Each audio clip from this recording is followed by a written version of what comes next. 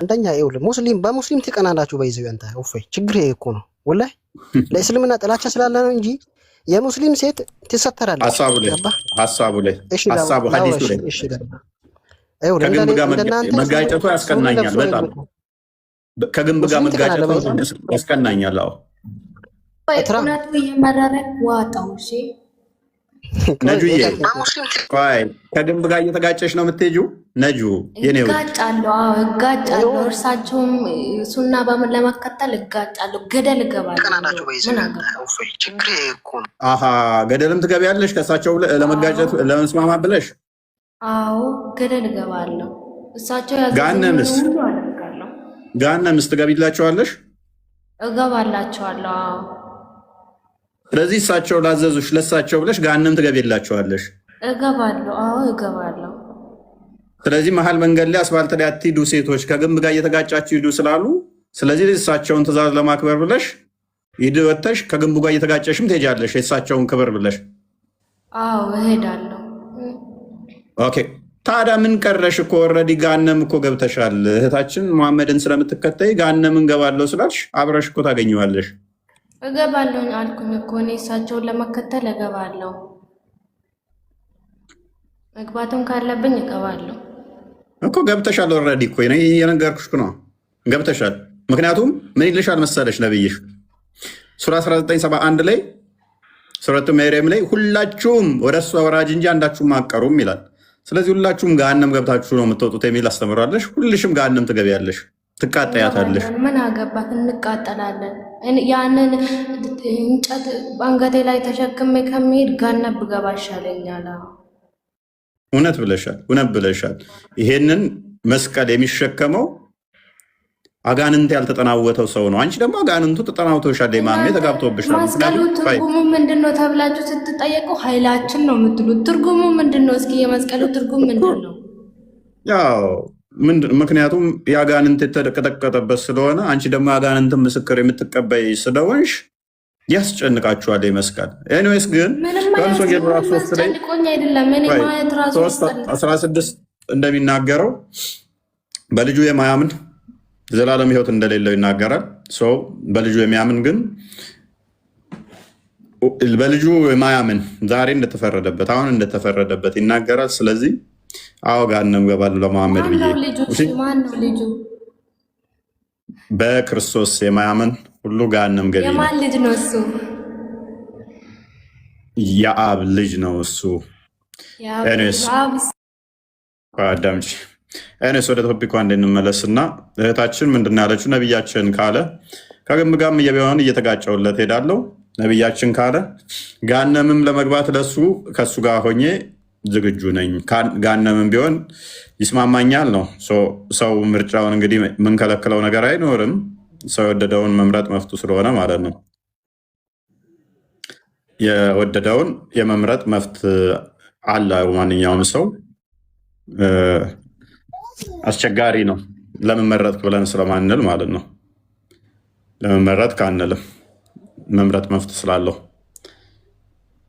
እና ከግንብ ጋር እየተጋጨሽ ግን ታውቃለህ አላህ እስልምናን ይስጥክ ብዬ ዱዓ አደርግልሃለሁ እውነትሽን ነው አላህ ያድነክ ብዬ እውነትሽን ገሃነም መግባት ፈልጋለሁ እኮ አንቺ ራስሽ ያልሽን እኮ ለእኔ ለምን ጸሎት ታደርጊያለሽ እህታችን ውዴ ማግባት ፈልጋለሁ እኮ አላልኩም እኔ እርሳቸው ካዘዙኝ መግባትም ካለብኝ እገባለሁ ነው እንጂ አልኩት እኔ እኮ ጀነት እንደምገባ እኔ እርግጠኛ ነኝ እኮ በአላህ ስለማምን እኔ መስቀል አንገቴ ላይ አልተሸከምኩም ፍጡርን አላመለኩም ማርያም ጎርጊስ ምናምን የኔ ቆንጆ መሐመድን ታመልኪያለሽ እሱ ደግሞ ፍጡር መስሎ ነበረ መሐመድን ትከተያለሽ እሱ ፍጡር መስሎ ነበረ እሱ ብቻ ሳይሆን ያችን ጥቁሯን ድንጋይ ያችን ጥቁሯን ድንጋይም ደግሞ እንዳረሻሽ ያቺ ጥቁሯ ድንጋይ በፊት ሴቶች እንዳንቺ ቆንጆ ሴቶች ፔሬዳቸውን ይቀቧት ነበረ ልክ እንደ ቅባት ፔሬዳቸውን ይቀቧት ነበረ አሁን ደግሞ በሴት ማህፀን ቅርጽ ተሰርታ ወንዶች ናቸው አሁን ቅባት የሚቀቧት ዘይት ምናምን ነገር ይቀቧታል እሷን ሄደሽ ማማ ስትያት ገነት ትገቢያለሽ ኃጢአትሽ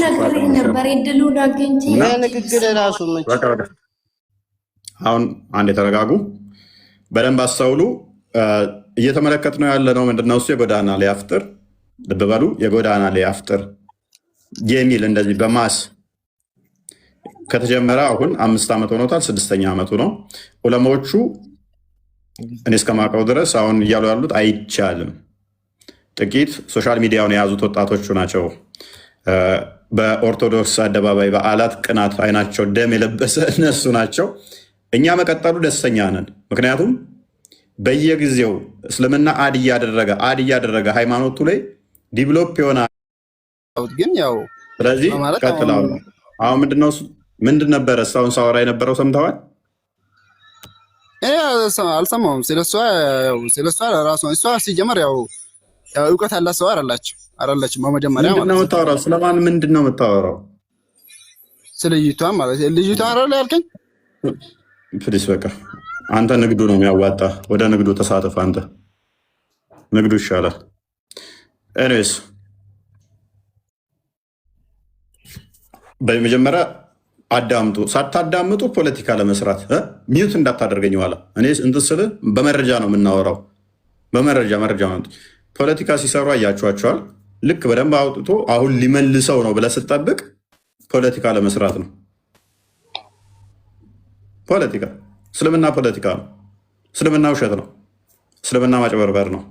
ቃል አስተያየትሽ ከግንቡ ጋር የተጋጨሽ ጊዜ ይመስላል። ፕሮፋይልሽ ትያለሽ። ይሄ ፎቶ መዲና የተነሳሁት ፎቶ ነው። መስጊድ ሄደሽ ነበር? መዲና መካ ሄደሻል? መካ ብዙ ጊዜ ኡምራ ሰርቻለሁ። አለኝ ቪዲዮ ለራሱ ዩቲዩብ ላይ የለቀኩት ከ3 ዓመት በፊት ሄጃለሁ። ኡምራም አድርገሽ ነበር? ያንን ጥቁር ድንጋይ ትመሻታለችን? ጥቁር ድንጋይ እንዴ! ስንት ተጋፍቼ መሰልህ እሱን ለመንካት ከስንት ሰው ጋር ተጋፍቼ። ኧረ ስትጋፊ ዩቲዩብሽ ላይ አለ? ዩቲዩብ ላይ አለ? አዎ ቆልፌው ነው እንጂ ፕራይቬት አለ። ማየት አለብኝ። እሱንም ስትጋፊ ማየት አለብን። እኔስ እንኳን ከዛ ድንጋይ ለመሳም እዛ ድረስ ገንዘብ ከፍሎ ከመጋፍ አገላገለሽ። አሜን አሜን። መልካም። በደንብ አስተውሉ። ከባርነት ወደ ልጅነት አምጥቶናል። በደንብ አስተውሉ። አዲስ ፈጠራ ሁሉ ቢዳ ነው። ቢዳ ሁሉ ጥመት ነው። ጥመት ሁሉ ገሃነመ እሳት ይከታል። መሐመድ ምን ብሏል? አንዴ ኢድሪስ መሐመድ ምን ብሏል? ሴቶች በመንገድ በመሃል ላይ መሄድ አልተፈቀደላችሁም፣ ስለዚህ ጥጋችሁን ያዙ። ፎዚ እንኳን ደህና መጣሽ።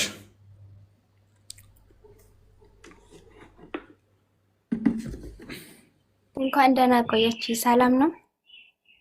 መስገነው እንዴት ነው? ስለ ኢየሱስ ማወቅ ፈልጌ ነበር፣ ስለ ኢየሱስና ስለ ማርያም። ኦኬ፣ ጥያቄ ትንሽ ቆየት ብለሽ ትጠይቂያለሽ። እንደዛ ከሆነ ኦኬ። አብዲ ከዲር ነው። ኔትወርክ ይመስለኛል ቅድም እያስቸገረ ነበር።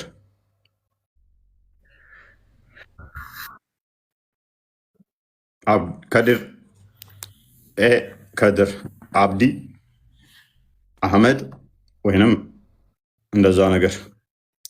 እሺ ሙባረክ ቀጥል። እሺ ሰላም ብያለሁ። ይመስገነው። እንኳን ደህና መጣ።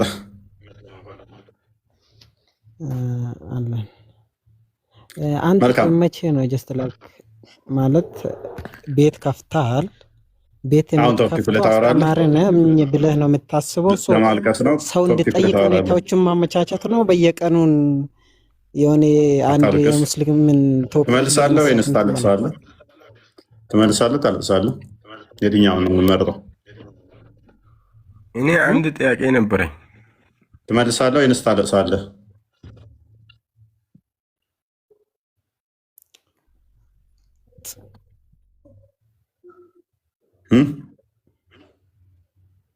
አይሰማም። ምን አልከኝ? ትመልሳለህ? ልታለቅስ ነው የገባው? ሶፍት እናቀብል እያሉ ነው። ማልቀስ አይደለም። ኦኬ፣ ማልቀስ ካልሆነ የጎዳና ላይ ኢፍጣርን ትደግፋለህ? እሱ በሁለት ይከፈላል። በመጀመሪያ እኔ በሺ የሚከፈል ምን አገባኝ? አልጠየቅኩህም። ኢፍጣር በስንት ይከፈላል ብዬ አልጠየቅኩህም። ምንደግፈው ማንደግፈው የሚደግፉት አሉ ማይደግፉት አልጠየቅኩህም። ያንተን አቋም ነው የጠየቅኩት እንጂ ሳላውቀው ቀርቻለሁ። እኔ በበኩሌ አልደግፈውም። የጎዳና ኢፍጣርን አልደግፈውም። ኦኬ፣ የሚደግፉ መዛቦች አሉ እንደዚህ መንገድ ላይ አፍጥሩ የሚሉ ሐዲስ አለ? እኔ የለም። ኦኬ፣ መንገድ ላይ አፍጥር የሚል ሐዲስ በሌለበት ላይ አዲስ ፈጠራ ነው ማለት ነው። አንተ አሁን ፖለቲካን ደግሞ ስር ያሉ ሰዎችም እንድረዳ ሌላ ጊዜ አህቦችን ታስገባና ወገን እያደረግ ሌሎች ኖርማል እስላሞች ላይ ትቃወማለህ አይደል? ዛሬ ደግሞ ወዴት ሄዱበት? ታዲያ ወዴት ሸሹበት? እነሱ ናቸው ይህንን ድርጊት የሚያደርጉት። ሀባሾች ናቸው አደባባይ ላይ የሚያፈጥሩት። ያስ ሀባሾች ናቸው መንገድ ላይ የሚያፈጥሩት። ቀደም የከፈትኩትን የሰራሁትን ቪዲዮ እንዲያሳይን ቤላ። ሀባሾችም ይቃወሙታል፣ ይህንን አይደግፉትም። እናንተ ናችሁ ይህን የምትተገብሩት፣ ከነሱ በላይ እናንተ ናችሁ። ብቻ አሁን አይ የእናንተዎቹ የሚቃወሙት እንዳለ አውቃለሁ። ትልልቆቹ ኡስታዞች የእናንተዎቹ ይቃወሙታል። ዋብዮቹ ትልልቆቹ ለሞቹ ይቃወማሉ፣ አጥብቀው ነው የሚቃወሙት። ሀባሾቹ ግን ይህንን አይደግፉትም እስከማውቀው ድረስ። ዋብዮቹ ናቸው ይህን የሚያደርጉት። ኦኬ፣ እንትኑ ላይ አድርጊው የአቡበከርን የኡስታዝ አቡበከርን ትንሽ አሳልፊው እና ከሼክ እንትና የማን ነው ቪዲዮ? ይሄ ቪዲዮ የማን ነው? አዳምጥ። ኦኬ፣ ትንሽ የእሳቸውን አሳልፊው። ምንድነው ፓኒክ የምታደርገው? ተረጋጋ። ቆይ የማን ነው ነው የምልህ። ይሄኛው ቪዲዮ እየከፈተች ያለችው የሀባሾችን ልናሳይህ። ማን ነው የሰራ ቪዲዮን? እኔ ነኝ የሰራሁት። ማን ነው የሰራ ቪዲዮን? አንተ በፊልተር ምን ይሄን አንተ ሌላ ሰው ነው ይሄ። ምን አገባ? ማንም ይሁን አሁን ቪዲዮ ሌላ ሰው ነው ይሁን ሌላ ሰው ነው የሰራው። እሺ አይደለም ይሄን ቪዲዮ የሰራው። ተረጋጋ፣ ፓኒክ አታርግ። አዳምጥ እኮ ነው አይደለውም። በቃ ችግር የለውም። እናንተ ልታገባኝ ፈልጋለህ? አትጨነቅ፣ አይዞህ። ሊያገባኝ ፈልጎ ነው እንደ ነብዩ ወንድ ልጅ ቢንግ ቢንግ ሙይተት አድርገኝ እንደ ነብዩ ቢንግ ቢንግ ታደርጋለህ። ተረጋጋ፣ አዙጥ ነው ማን እንደሰራኝ ልትነግረኝ አዳምጥ። ታደርገኝ ነው የምልህ። አዳምጥ። ቆይ ነብይህና እንደ አንተ አዙጥና እንደ አዙጦች ሄደው ነብይህን ይሄ አንተ አይደለም ቪዲዮውን ማን ከአንዳንድ ፎቶዬን ሲያዩ ሻፈደ ማለት ነው። ነብዩን አዙጦች ቂጡን ጠልዘውት ምን አለ መሰላችሁ? ለሊት ሲመጣ አልቻልኩም አመመኝ ብሎ እንትና ላይ ተቀመጠ ማለት ነው። ተኛ እሱ ላይ ጭኑ ላይ ሳዙጥ እንደጠለዙት እናንተም እንደዛ። ወንድሜ ይቅርታና የሚያጠቁሩትን መልካም ነው የሚያጠቁሩትን። እሺ ፎዚያ ተመለሽ። አንዴ ክፈችው። አንድ ጊዜ እፎይ። አሁን ኧረ በእናታችሁ አንዴ ቆይ። ማስረጃውን አሳይ። አንድ ያራ ቪዲዮ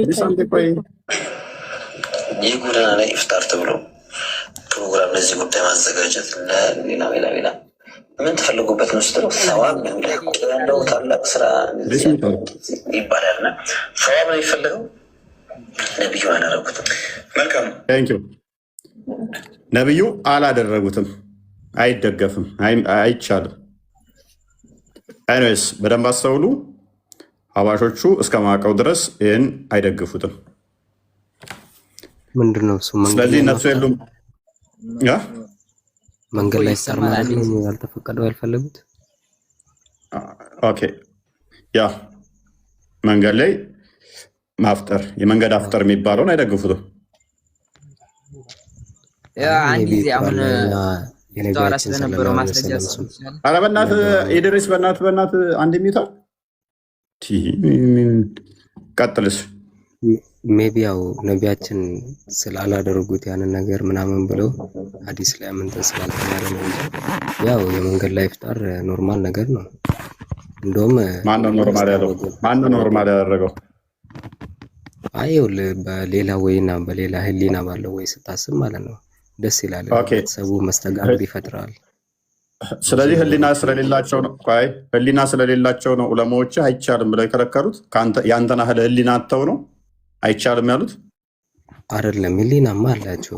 ሳይኖራቸው መቼም አስተምሮት አብደሬ ሚታርክ ምን አይነት ባለጌ ናቸው ግን! በኢየሱስ ሚዩት አደረግኩ። ለምንድን ነው የምረብሸው? ጣልቃ ገብተህ የአንተን ቦቲ ጫማ ስታወልቅ መስማት አለብን። አሁን ምን አይነት ቆሻሻ እንደሆኑ ማለት ነው። ስርዓት ያልፈጠረባቸው። ረደዘ ቀጥል። እየነገርኩህ ማይኩን እንደገና ያነሳል። ቀጥልሽ እና በቃ እንትን ነው ያው ምንም እኔ ክፋት አለው ብዬ አላስብም። ቁርአን ላይ ባይገለጽም ከእንደገና ደግሞ ያው በነቢያችንም ሰለላሁ ዐለይሂ ወሰለም በኩል ስላልተተገበረ ምንም ክፋት ያለው ብዬ አላስብም። ያው እንደውም የህብረተሰብን መስተጋብር ፍቅርን ከክርስቲያን ወገኖቻችን ጋር ያለውን መስተጋብርና ብዙ ነገሮችን ነው የሚያፈጥረን። ክርስቲያኖችን እንዴት ነው እሱ መንገድ ዘግተህብኝ እንዳልሄድ አድርገኸኝ መንገዴን ነጥቀኸኝ እንዴት ነው እሱ አሪፍ ነው የምትለኝ?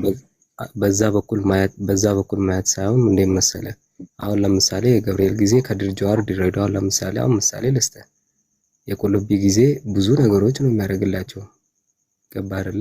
እሱ ሌላ ጉዳይ ነው። በመጀመሪያ ደረጃ እሱንም ሰፖርት ሃይማኖቱም ሀቢብ ፐርሰናል ብትጠይቀኝ እኔ ይሄ ጤናም አይደለም መቻቻልም አይደለም። ሙስሊሙ ልክ ለኦርቶዶክሱ ዓመት በዓል ጠብቆ የሆነ ስጦታ እንትን ማለት ምናምን ጤናም አይደለም። አታድርጉት። እኔ አንተን ለመውደድ አንተን ለማክበር የኔና ሃይማኖት እየመጣ እዛ ጋር ዳቦ ውሃ ስለሰጠኝ አላከብርም። በዚህ አይደለም ፍቅር የሚመጣው። ሃይማኖት ላይ ቢዳ እየፈጠርክ ነው፣ ምንፍቅና እየሰራ ነው። እኔም ደግሞ ልክ አንተ በዓል እየመጣውኝ እንደዛ ማደርግ ከሆነ ይህ ፍቅር ሳይሆን ፉገራ ወይም እንትን ማድረግ ዲሲቭ እያደረግኩ ነው። እኔም እንዳደርግልህ አትጠብቅ፣ አንተም አታድርግልኝ። ከቸገረ እንዲሁ መረዳዳት ይቻላል። ሃይማኖትን ተገና አድርገ ካሜራ ደቅነ እንደዚህ ያደረግኩት የካሜራ ደቅነ ይኸው ዛሬ እኔ ያስፈጠርኳቸው ምናምን ነገር ምናምን፣ ይሄ ማስመሰል ማጭበርበር ነው። የተቸገረ ካለ ሜይ ቢ እንዲሁ ዝም ብለው ሊረዳዳ ይችላል። ግን ይሄ ዛሬ እንትን አደረግኳችሁ ልክ ከመስጊድ ስትመለስ እንትን ይዤ ምናምን ነገር ማስመሰል ነው። አንተም ደግሞ እንድታደርግ ሃይማኖትህም አይፈቅድልህም። ከጥመት ጋር መተባበር ነው የሚልህ፣ ይከለክልሃል። አይደለም ልብ እዛ ውስጥ ዲቴል ባልገባልህም ለቀለል አድርግልህ ድምፅህ ትሆንህ ደስ ስላለኝ እንካ አፍጥር እንካ እንደዚህ አድርገህ አይምን በዓልህን አክብር ብለህ ስጦታ መስጠት አይፈቅድልህም ሃይማኖት። ሽርኩን እንዲቀጥል አድርገሃል ብሎ ይከለክልሃል ሃይማኖት። መቃወም ነው እንጂ ያለብህ ጭራሽ አፕሪሼት አድርገህ ስጦታ ምናምን እየሰጠኸው እንድትል አይፈቅደውም። ስለዚህ ይህንን ፖለቲከኞች የሚሰሩትን ተዋቸው፣ እነሱ ይኖር አድርጋቸው። ማህበረሰባችን ግን ገጠሩ ክፍል ላይ ሊረዳዳ ይችላል። በመልካም ቅንነት አስተምሮቱን እንዲቴል ባለማወቅ እናት አባቶቻችን ላይ ያደርጉት ይችላሉ። እሱ በየዋህነት ለፈው። ይሄ ለድራማ ፖለቲከኞች የሚያደርጉትን እሱን ተው። ስለዚህ ምንድነው እሱ ዋናው ነገር። ወደ መንገድ ላይ አፍጠር ስንመለስ አንድ አዲስ እንመልከት እስቲ። ማለት ሙስናድ አህመድን አንዴ ሜይ ቢ ቤላ መክፈት ትቻለሽ። ሙስናድ አህመድ 217ን እችን አዲስ ያት እስቲ። ነቢዩ እንዳላደረጉት ተግባብተናል። ሰሃቦችም አላደረጉትም። ብዙ ጊዜ ካየ ቢዳ የሚባለው ነቢዩ ያላደረገውና ሰሃቦቹ ያላዘዙት ከሆነ ጥመት ያ ጥመት ነው። ጥመት ደግሞ ገሃነም ይከታል ብሎ ተናግሯል። መንገድ ላይ ቅድም ሙሐመድ መንገድ ላይ መቀመጥን እንደከለከለ አይተናል። መንገድ ላይ አትቀመጡ እንኳን ብሏል። ስለ ሃይማኖት እያወራን ነው ቢሉት እንኳን ነው መንገድ ላይ መቀመጥን ከልክሎታል። ከዛ በኋላ ደግሞ ሰሃቦቹ ዑመር ምን አለ? መንገድ ላይ ስለመስገድ ምን አለ? እችን አዲስ እናንብባት እስኪ።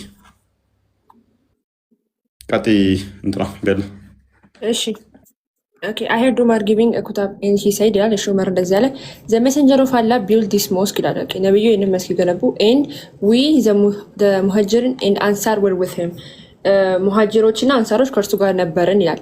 if it gets too crowded በጣም crowded ከሆነ ብዙ ሰው ከበዛበት ማለት then let one of you ሎክ በደንብ አስተውል። እዚህ ጋር አሁን መንገድ ላይ መስገድ ቢቻል ኖሮ እችን አዲስ በደንብ አስተውላት። ሁጥባ ላይ ነው ዑመር ሁጥባ እየሰጠ ነው። ሁጥባ በሚያደርግበት ሰዓት ላይ መስጊዱን እኛና አንሳሮች እንዲሁም ሙሃጅሮች ነው የሰራ ነው አለ። ብዙ ሰው ይሰበሰብበታል ማለት ነው አይደለ? እና በጣም ብዙ ሰው ከበዛ ግቢ ውስጥ አንተ ምን ልታስብ ትችላለህ? መንገዱ ላይ ሞተው መስገድ ይችላሉ የሚለውን ነው አይደል የሚያስይዘው ሀቢብ? ያ ቀጥል፣ እየሰማሁ። ኦኬ ቀጥይ ቤላ። እሺ if it gets too ከሆነ then let one of you prostrate on his brother's back አንዳችሁ በወንድሞቻችሁ ጀርባ ላይ ሰገዱ። and he saw people praying in the street ከዛ በኋላ አንዳንድ ሰዎች መንገድ ላይ ሲሰግዱ አየ። ከዛ ምን አላቸው? pray in the mosque መስጊድ ውስጥ ስገዱ አላቸው ማለት ነው። መንገድ ላይ ሲሰግዱ ሲያቸው አየ። በደንብ አስተውል። መስጊዱ በአንሳሮች በሙሃጅሮች የተሰራ ስለሆነ ሰው በጣም ከመብዛቱ የተነሳ መንገድ ላይ ሲሰግዱ አየ። ምን አላቸው ዑመር? የወንድሞቻችሁ ጀርባ ላይ ስገዱ፣ መንገድ ላይ እንዳይሰግዱ ነው። በእርግጥ ለምን መሰለህ እንደዛ የተባለ? ወንድ ልጅ ሲጀመር ግዴታ ነው መስጊድ ሄዶ መስገድ በእኛ እምነት ማለት ነው። ገባረለ? ታዲያ ሴቶች ናቸው እንዲ አሁን መንገድ ላይ የሚሰግዱት? አይደለም፣ መንገድ ላይ መስገድ ሳይሆን ሴቶች ሲጀመር ግዴታ አልተደረገባቸውም። ገባ አይደለም? አሁን እኮ መንገዱን ስግደት እኮ እያወራን እኮ መንገዱን እኮ ነው እያወራን፣ መንገድ ላይ ስላለው ስግደት እያወራን ነው። መንገድ ላይ ያለ ስግደት ይቻላል ስላልክ እኮ ነው። ነቢዩ ባያደርገውም ሳቦቹ ባያደርጉትም ይቻላል ስላልክ እኮ ነው። መንገድ ላይ ስግደት የሚሰግዱት ሴቶች ብቻ አሉም ወንዶችም የሚሰግዱት። የሴቶቹን ደግሞ ቅድም አይተናል። መንገድ ላይ መሀል መንገድ ላይ መሄድ እንኳን አይችሉም። ሲሰግዱም ስናያቸው መሀል መንገድ ላይ እየሄዱ ነው። ሰግደውም ሲነሱ በመሀል መንገድ ላይ ሲሄዱ ነው የምናያቸው። ነቢዩ ደግሞ ምንድን ነው ያለው? ለእናንተ በመሀል መንገድ ላይ መሄድ አልተፈቀደላችሁም ነው ያላቸው። ለምሳሌ ማለት ነው እዚህ ጋር አሁን ያወራችሁትን በአማርኛ ካለ በአማርኛ ልትተረጉሙ ትችላላችሁ? እሺ ተርጉሚላት ቤላ፣ ኢንተርፕሬት አድርጊው ጀመና ሄደ ወይም በአማርኛ። ኦኬ እሺ ተርጉሚላት። ምን አልከኝ ወንድም ሀቢብ? ቀጥል። ምን እንዳልኩ ሰማ? አሁን ለኢዳችን ጊዜ ማለት ነው ሙሉ እዚህ ውስጥ አንድ ሀገር ውስጥ የምታየው ሙስሊም በሙሉ ወይ ተራራ ላይ ወጥቶ ይሰግዳል፣ ወይ ደግሞ የተከለለ ቦታ ላይ ወጥቶ የሚሰግዱም አሉ። ያ ቦታ ሲሞላ መንገድ ላይ ይሰገዳል። ታዲያ እሱስ ክልክል ነው የሚል ቁርአን አለ ታመጣለህ? አሁን እኮ ሀዲሱን እኮ አሳየነ። ሀዲሱ እኮ ወንድምህ ጀርባው ላይ ስገድ መንገድ ላይ አትስገድ እኮ እያለህ ነው ዑመር። ከዑመር በላይ የምትከተለዋል? ኦኬ እንደዚህ ይላል ዑመር። ሀዲሱን አንብበው። እሺ አንብበው። እሺ ቀጥል።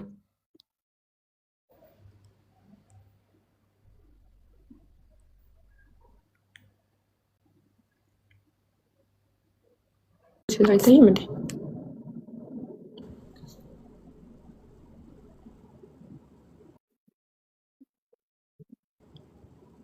በደንብ አስተውል። ዑመር ሁጥባ ሲሰጡ ሰምቻለሁ። ሁጥባ እየሰጠ ነበረ። ከዛስ እንዲህም አሉ። ሁጥባቸው ላይ እንደዚህ ብለው ትእዛዝ ሰጡ ማለት ነው። ያላ መልእክተኛ ይህንን መስጂድ ሰሩ፣ እኛ ሙሃጅሮችና አንሳሮች አብረነው ነበርን። መስጊዱ ሲሰራ አንሳሮችና ሙሃጅሮች አብረው ነበሩ ከነቢዩ ጋር። በጣም ከተጨናነቀ በትንሽ አለ መስጊዱ ሞልቶ ከተጨናነቀ ከእናንተ አንዳችሁ በወንድሙ ጀርባ ላይ ስገድ፣ ተዛዝለህ ትሰግዳታለህ። በጣም ከተጨናነቀ ማለት ነው። በወንድሙ ጀርባ ላይ ስገድ። ሰዎች በአንድ ወቅት መንገድ ላይ ሲሰግዱ አይቶ መስጊድ ውስጥ ስገዱ። መንገድ ላይ አትስገድ ነው፣ ጀርባው ላይም ቢሆን ስገድ። ሜቢ ፎዚያንሽ ወደ አማርኛ አለችው። አየሹ ፎዚ አየሁት። ያ ስለዚህ ይሄ የሚያሳየው መንገድ ላይ ስለተከለከለ ነው። መንገድ ላይ አትቀመጡ አለ ነብዩ፣ አይቻልም ብሎ ከለከለ። ዑመር ደግሞ ሰሃባ ነው። ወንድም ጀርባ ላይ ስገድ፣ ተተጨናነቀ መስጊዱ። መንገድ ላይ የሚሰግዱትን ተመለሱ፣ ወደ እንትኑ ስገዱ፣ ጀርባው ላይ ወንድም ጀርባ ላይ ስገድ። ስለዚህ ከጊዜ በኋላ የመጣ ስርዓት፣ ቅድም ምን ብለናል? ኢኖቬሽን ሁሉ ጥመት ነው። ጥመት ሁሉ ጋነም ይከታል ባለው መሰረት ፈጠራ ነገር ሁሉ ጋነም ነው ማለት ነው። ሳቦቹ የሚቻል ቢሆን መንገድ ላይ መስገድ ቢቻል ቢሆን ኖሮ የወንድም ጀርባው ላይ ስገድ ከሚል አይ በቃ እዛው መንገዱ ላይ ስገዱ ለምን አይላቸው ነበር?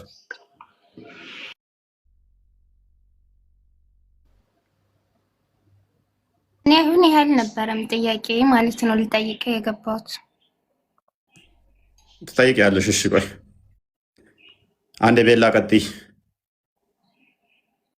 አይ ተርጉሙት ያለችው እሷ ስለሆነች ነው። ፎዚ ናት ይሄንን ሐዲሱን ተርጉሙት ያለችው እሷ ናት። ትርጉም ይሽላታል ነው ሐዲሱ ይላል።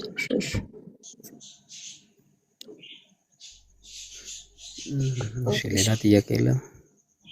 አይ ለማንኛውም ሀቢብ የተጠየቀ የነበረው ምንድነው መሐመድም ያላስተማረው ኦኬ ሰሃቦቹ ያላደረጉትን ነገር የመንገድ ላይ ኢፍጥር ማድረግ ይቻላል ወይ ነው። ይሄ ነገር ትክክል ነው ወይ? አስተምሮቱ ከየት መጣ ነው እየተጠየቀ ነበር።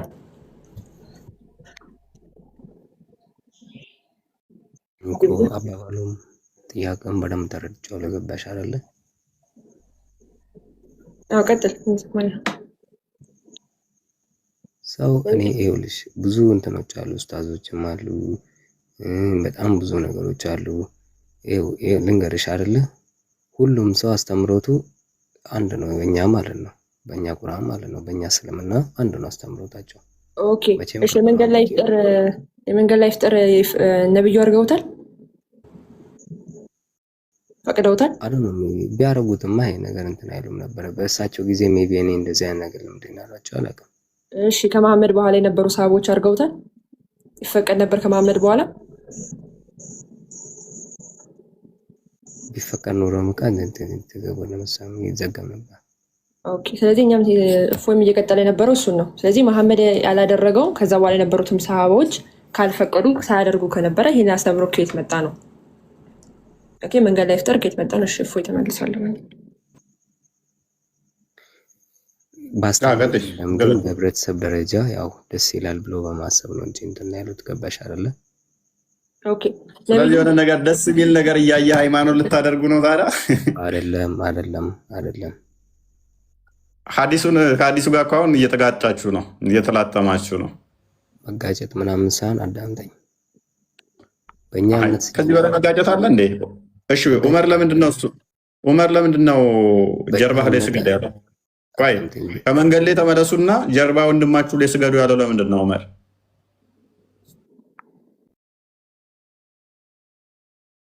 ለአንተ መንገድ ላይ በመስገዱ የሚቻሉ አይቻልም የሚለው ቤተ መቅደሱ ጀርባ ነው። አዳምጠኝ። ኔጌቲቭ ወይም ቤተ መቅደሱ ጀርባ ነው። አዳም ስላሴ ቤተክርስቲያን ነው። የት ቤተክርስቲያን? ኢብራሂም ደግሞ አቀላቅል እንጂ ነው። ቤተ መቅደሱ ስትል አብይ ሶስት ሰው ሰገደ ነው። ከአብይ ጀርባ ነው እና አንድ ሰው ሶስት ሰው ጀርባ ላይ ሰገደ ልትል ነው። እንግዲህ ነብዬ እንዴት ዑመርን ጠይቀው። እሱን የወንድም ጀርባ ላይ ስገድ ያለው ዑመር ነው። እኔን ለምን ትጠይቀኛለህ? ሜቢ እፎይ ትንሽ ቤላና እፎይ ትንሽ የተሳሳተችው ነገር ሊኖር ይችላል። ምን ብለህ ብዙ ጊዜ ጽሁፎች ሲጻፉ በድሮ ጊዜ የሚጻፉ ነገሮች ምን መሰለህ፣ በእኛ ዘመን ጄኔሬሽን የተለያዩ ናቸው። ገባ አይደለ? አሃ እኛ የምንለው እኮ ይሄንን ነው። የድሮ ጽሁፎችን እየቀየራችሁ ነው፣ እያጭበረበራችሁ ነው። ምንላችሁ እኮ ለዚህ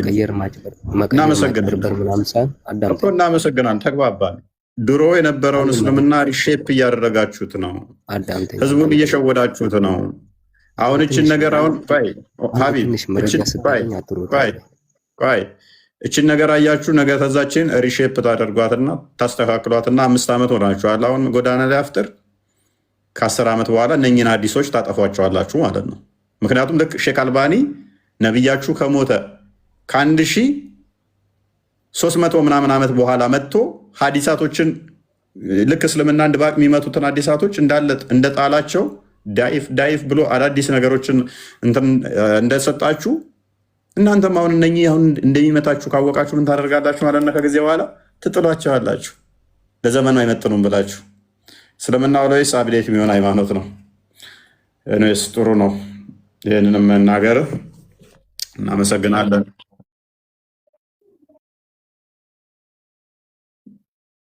ምን እዚህ ላይ ምን የሚከብድ ቃል አለ? መንገድ ላይ ጀርባው ላይም ተዛዝ ላይ ቢሆን ስገድ፣ መንገድ ላይ አትስገድ የሚለው ምን የሚከብድ ቃል?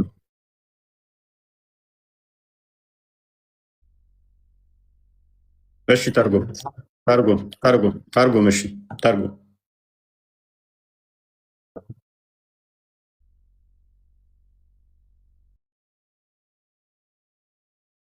እሱ ቆይ ስትሰግድ ረድፍ መያዝ እንደዚህ ጎን ለጎን መሆን ግዴታ ነው። አሁን ግን ምንድነው ኦቨርክራውድድ ሆኗል። ከመጠን በላይ ተጨናንቋል። መስመር መስራት አልቻልክም። ከመጠን በላይ ከተጨናነቀ መስጊዱ አለ መፍትሄው ምንድነው ያለው? መንገድ ላይ ስገዱ ወይንስ የወንድም ጀርባ ላይ ስገድ?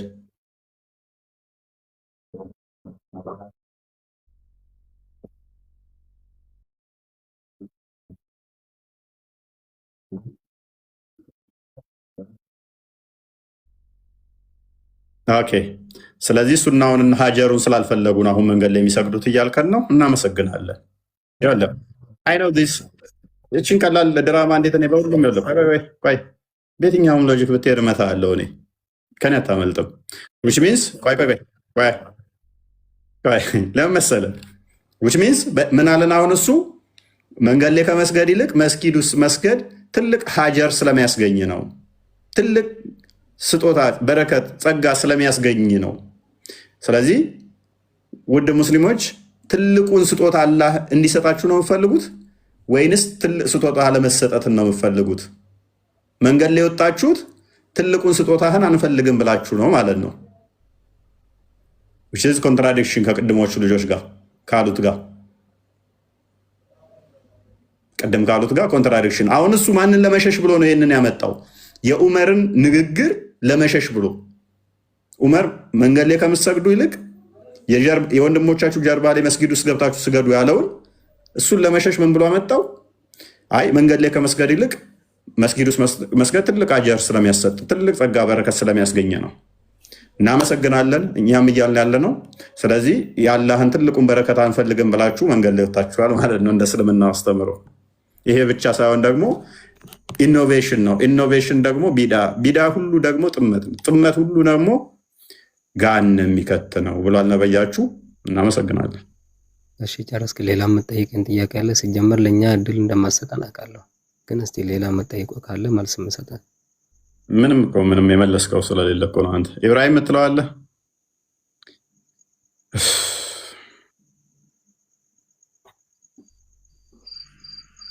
ጥያቄ ተመለስክልኝ። ጥያቄ ነበር ቅድሚያ እዚህ ላይ የምትለዋለህ? እዚህ ላይ የምትለዋለህ ወይ? እኔ ምንም የለኝም፣ የምለው ነገር የለኝም። ደጋፊም ተቃዋሚም ነህ? የትኛው ነህ አንተ? ከሚደግፉት ከሚቃወሙት? ከሁሉም የለውበት ግዴታ ነዋ። ምክንያቱም ነብዬ እንዲህ ብሏል። አዲስ ፈጠራ ነው። ፈጠራ ላይ በተያያዘ ምን ብሏል ነብዬ? ምን ብሏል ነብዬ? አለመቃወም ወይንም ደግሞ ለዛ ተባባሪ መሆን አላህ እንዲረግምህ ያደርግሃል በቢዳ ላይ። ይህንን ታውቃለህ። ኢኖቬሽን ጥማ ስለሆነ የማታውቁትን ደግሞ አትናገሩ ይላል። የማታውቁትን ደግሞ አትናገሩ ዝም በሉ ስለሚል በዛ ነው እኔ የምሄድ። ስለዚህ አላውቀውም። ለምን እንዴት ሳታውቅ እስካሁን ድረስ? እኔ አላውቅም። ኦኬ ነብይ አዞታል?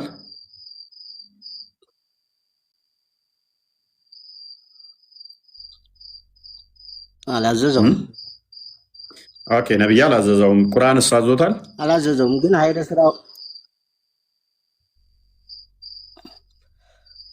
ብቻ እሱን እኔ የምችል አይደለሁም አልኩ እኮ። እኔ ልጠይቅ ነው እንጂ መልስ ልሰጥ አይደለም የገባው። እሺ ነብዩም አላዘዘው ቁርአንም አላዘዘው። ስለዚህ ኦርቶዶክሳውያን አድርገዋል። እኛ እንዴት ይቅርብን ነው። ኮዚያ እንኳን ደህና መጣሽ ድጋሚ። ፎዚያ አለሽ? ሰላም ነው ኑር። ሁሱ ጋር የውይይት ጥሪውን ተቀብላችኋል? መቼ ነው የሚለውንስ ለማወቅ ፈልገን ነበር። አሁንም ከፈለገኝ እኔ መግባት እችላለሁ። በኤኒ ታይም መግባት ከፈለገ ኤኒ ታይም። አክቹዋሊ የሚመጥን አይደለም። እናንተን ሪስፔክት ከማድረግ ነው። ምንም ያውቀው ነገር የለም። ለእናንተ ስል ግን አንተ ብቻ ዝግጁ 24 hour እኔም ገስት መግባት ከቻለ ለእናንተ ስል ምክንያቱም አንድ ዲቤት ከኔ ጋር ቢያደርግ በትንሹ ከ20 ሺህ በላይ ሙስሊሞች ያዳምጣሉ። የእስልምና ጉድ አሳያችኋለሁ። ለዛ ብቻ እንጂ 6ኛ ክፍል ብዙም አስፈላጊም አይደለም። ኤኒዌይስ ቶፒኩ ላይ ትገባለህ? ቶፒኩ ላይ ታወራለህ ወይንስ የሚፈልገኝ ከሆነ አሁን ኮስት ትገባለታለህ? አጥቤ ጨምቅ ያስጥቼ የምትመኩበት ስለሆነ እሱ የምፈልገው እሱ የሚያውቅ ነገር ሆኖ ሳይሆን 5000 ብለው ድራማ የሰሩለት ኡስታዞችን ማሳፈር ስለምፈልግ ማለት ነው። አሁን እንዳፈሩ አውቃለሁኝ፣ አሁን እንደተሸማቀቁ አውቃለሁ። እነሱን ደግሞ እንዴት መምታት እንዳለብኝ ላሳያቸው ማለት ነው የምፈልገው እንጂ ከ6ኛ ክፍል ካቆመ ስለ ሳይንስ እንኳን ቢጠየቅ ምንም ሊመልስ ማይችል ሰው ጋር ከዛ በኋላ ውይይት ማድረግ ስማች ውጤታማም አይደለም። ምንም አያስፈልግም። ሲጀመር የሚመጥነንም የለም እዚህ ሶሻል ሚዲያው ላይ አሁን ባለው ሁኔታ። ባለፈው ማነው የሚባል ቤላ ታስታውቂያለሽ? በቃ የሚመጥን ማምጣት አልቻልንም። ታሁን በኋላ ያለን ቁጭ ብለን ከስር መማር ነው ያለው ልጅ ቃል ወይንም ቤላ የምታስታውሱ ከሆነ ከባለቤቱ ጋር ለአንተም ይመጥን አላገኘንም እናል። ጉራ ሳይሆን ሪስፔክት አደርጋለሁ ራሴን። ሁሉም ኡስታዞቻችሁ አጤራ ነው ጭንቅላታቸው። በሰርች ነው የሚያመጡት። አጤራ ነው የሚያመጡት። ተሸናፊም እኮ ሁሌም አጤራ ነው እንጂ እያቸው ቤታቸው ላይ የሆነ የተቀባባሽ ነገር ላይ የሚያሳያችሁ ከዛ ከዛ ከዛ ከዛ የተቃረመች ማለት ነው። እኛ ስትሬት እናንተ ቼክ የምታደርጉትን ፋይል ነው የምንሰጣችሁ። እኛ ጥቅሱን ትይዛለህ፣ ይኸው ተከፍቶል ፊት ለፊት ሄደህ ቼክ ማድረግ ትችላለህ። ሁሉም መረጃ ደብቀን ከዛ ከዛ አድርገን ቀባብተን አንጥተን እናንተ የምናጭበረብረው የለም። ፊት ለፊት ነው የሚከፈለው። ጥቅስ ነው የምንጠቅሰው። በዚህ ነው የምንንቀሳቀሰው እንጂ በፒዲኤፍ አይደለም የምንንቀሳቀሰው። እዩ ቤታ ልዩነታችንን ብቻ እዩ። የተቀባባይ ፒዲኤፍ ነው ጭንቅላታቸው። ፒዲኤፋቸውን ብነጥቋቸውና እንትን ብትሏቸው የሉም ሁሉም ማለት ነው። ከዛ ሰርች አድርገው ነው የሚያመጡት የሆነ እንትን ብለው ማለት ነው። ፈልገው የሆነ ጽሁፍ ጽፎ እንዲህ የሚል የቱ ጋር ነው የሚገኘው ምናምን ነገር እና ኤኒዌይስ በዋናነት ድራማ የሚሰሩ ኡስታዞች ግን ምንም እዚህ ስማች አስፈላጊ አይደሉም። አሁን ኦዲየንሱም ንቆ ትቷቸዋል። እዚህ ቦታ ስለነሱ ማውራት አያስፈልግም። ፎዚያ ጥያቄሽን ቀጥይ።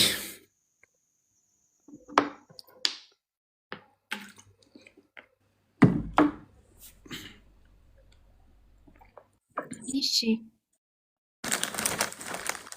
ኢየሱስ እንዴት ተወለደ? እንዴት ተፈጠረ? ያኔ ኢየሱስ ሳይወለድ ወይንም ሳይፈጠር በፊት ይህችን ዓለም ፈጣሪ ማለት አምላክ የሚባለው ማን ነበር? ላኪን ማርያም ሳትወለድ በፊት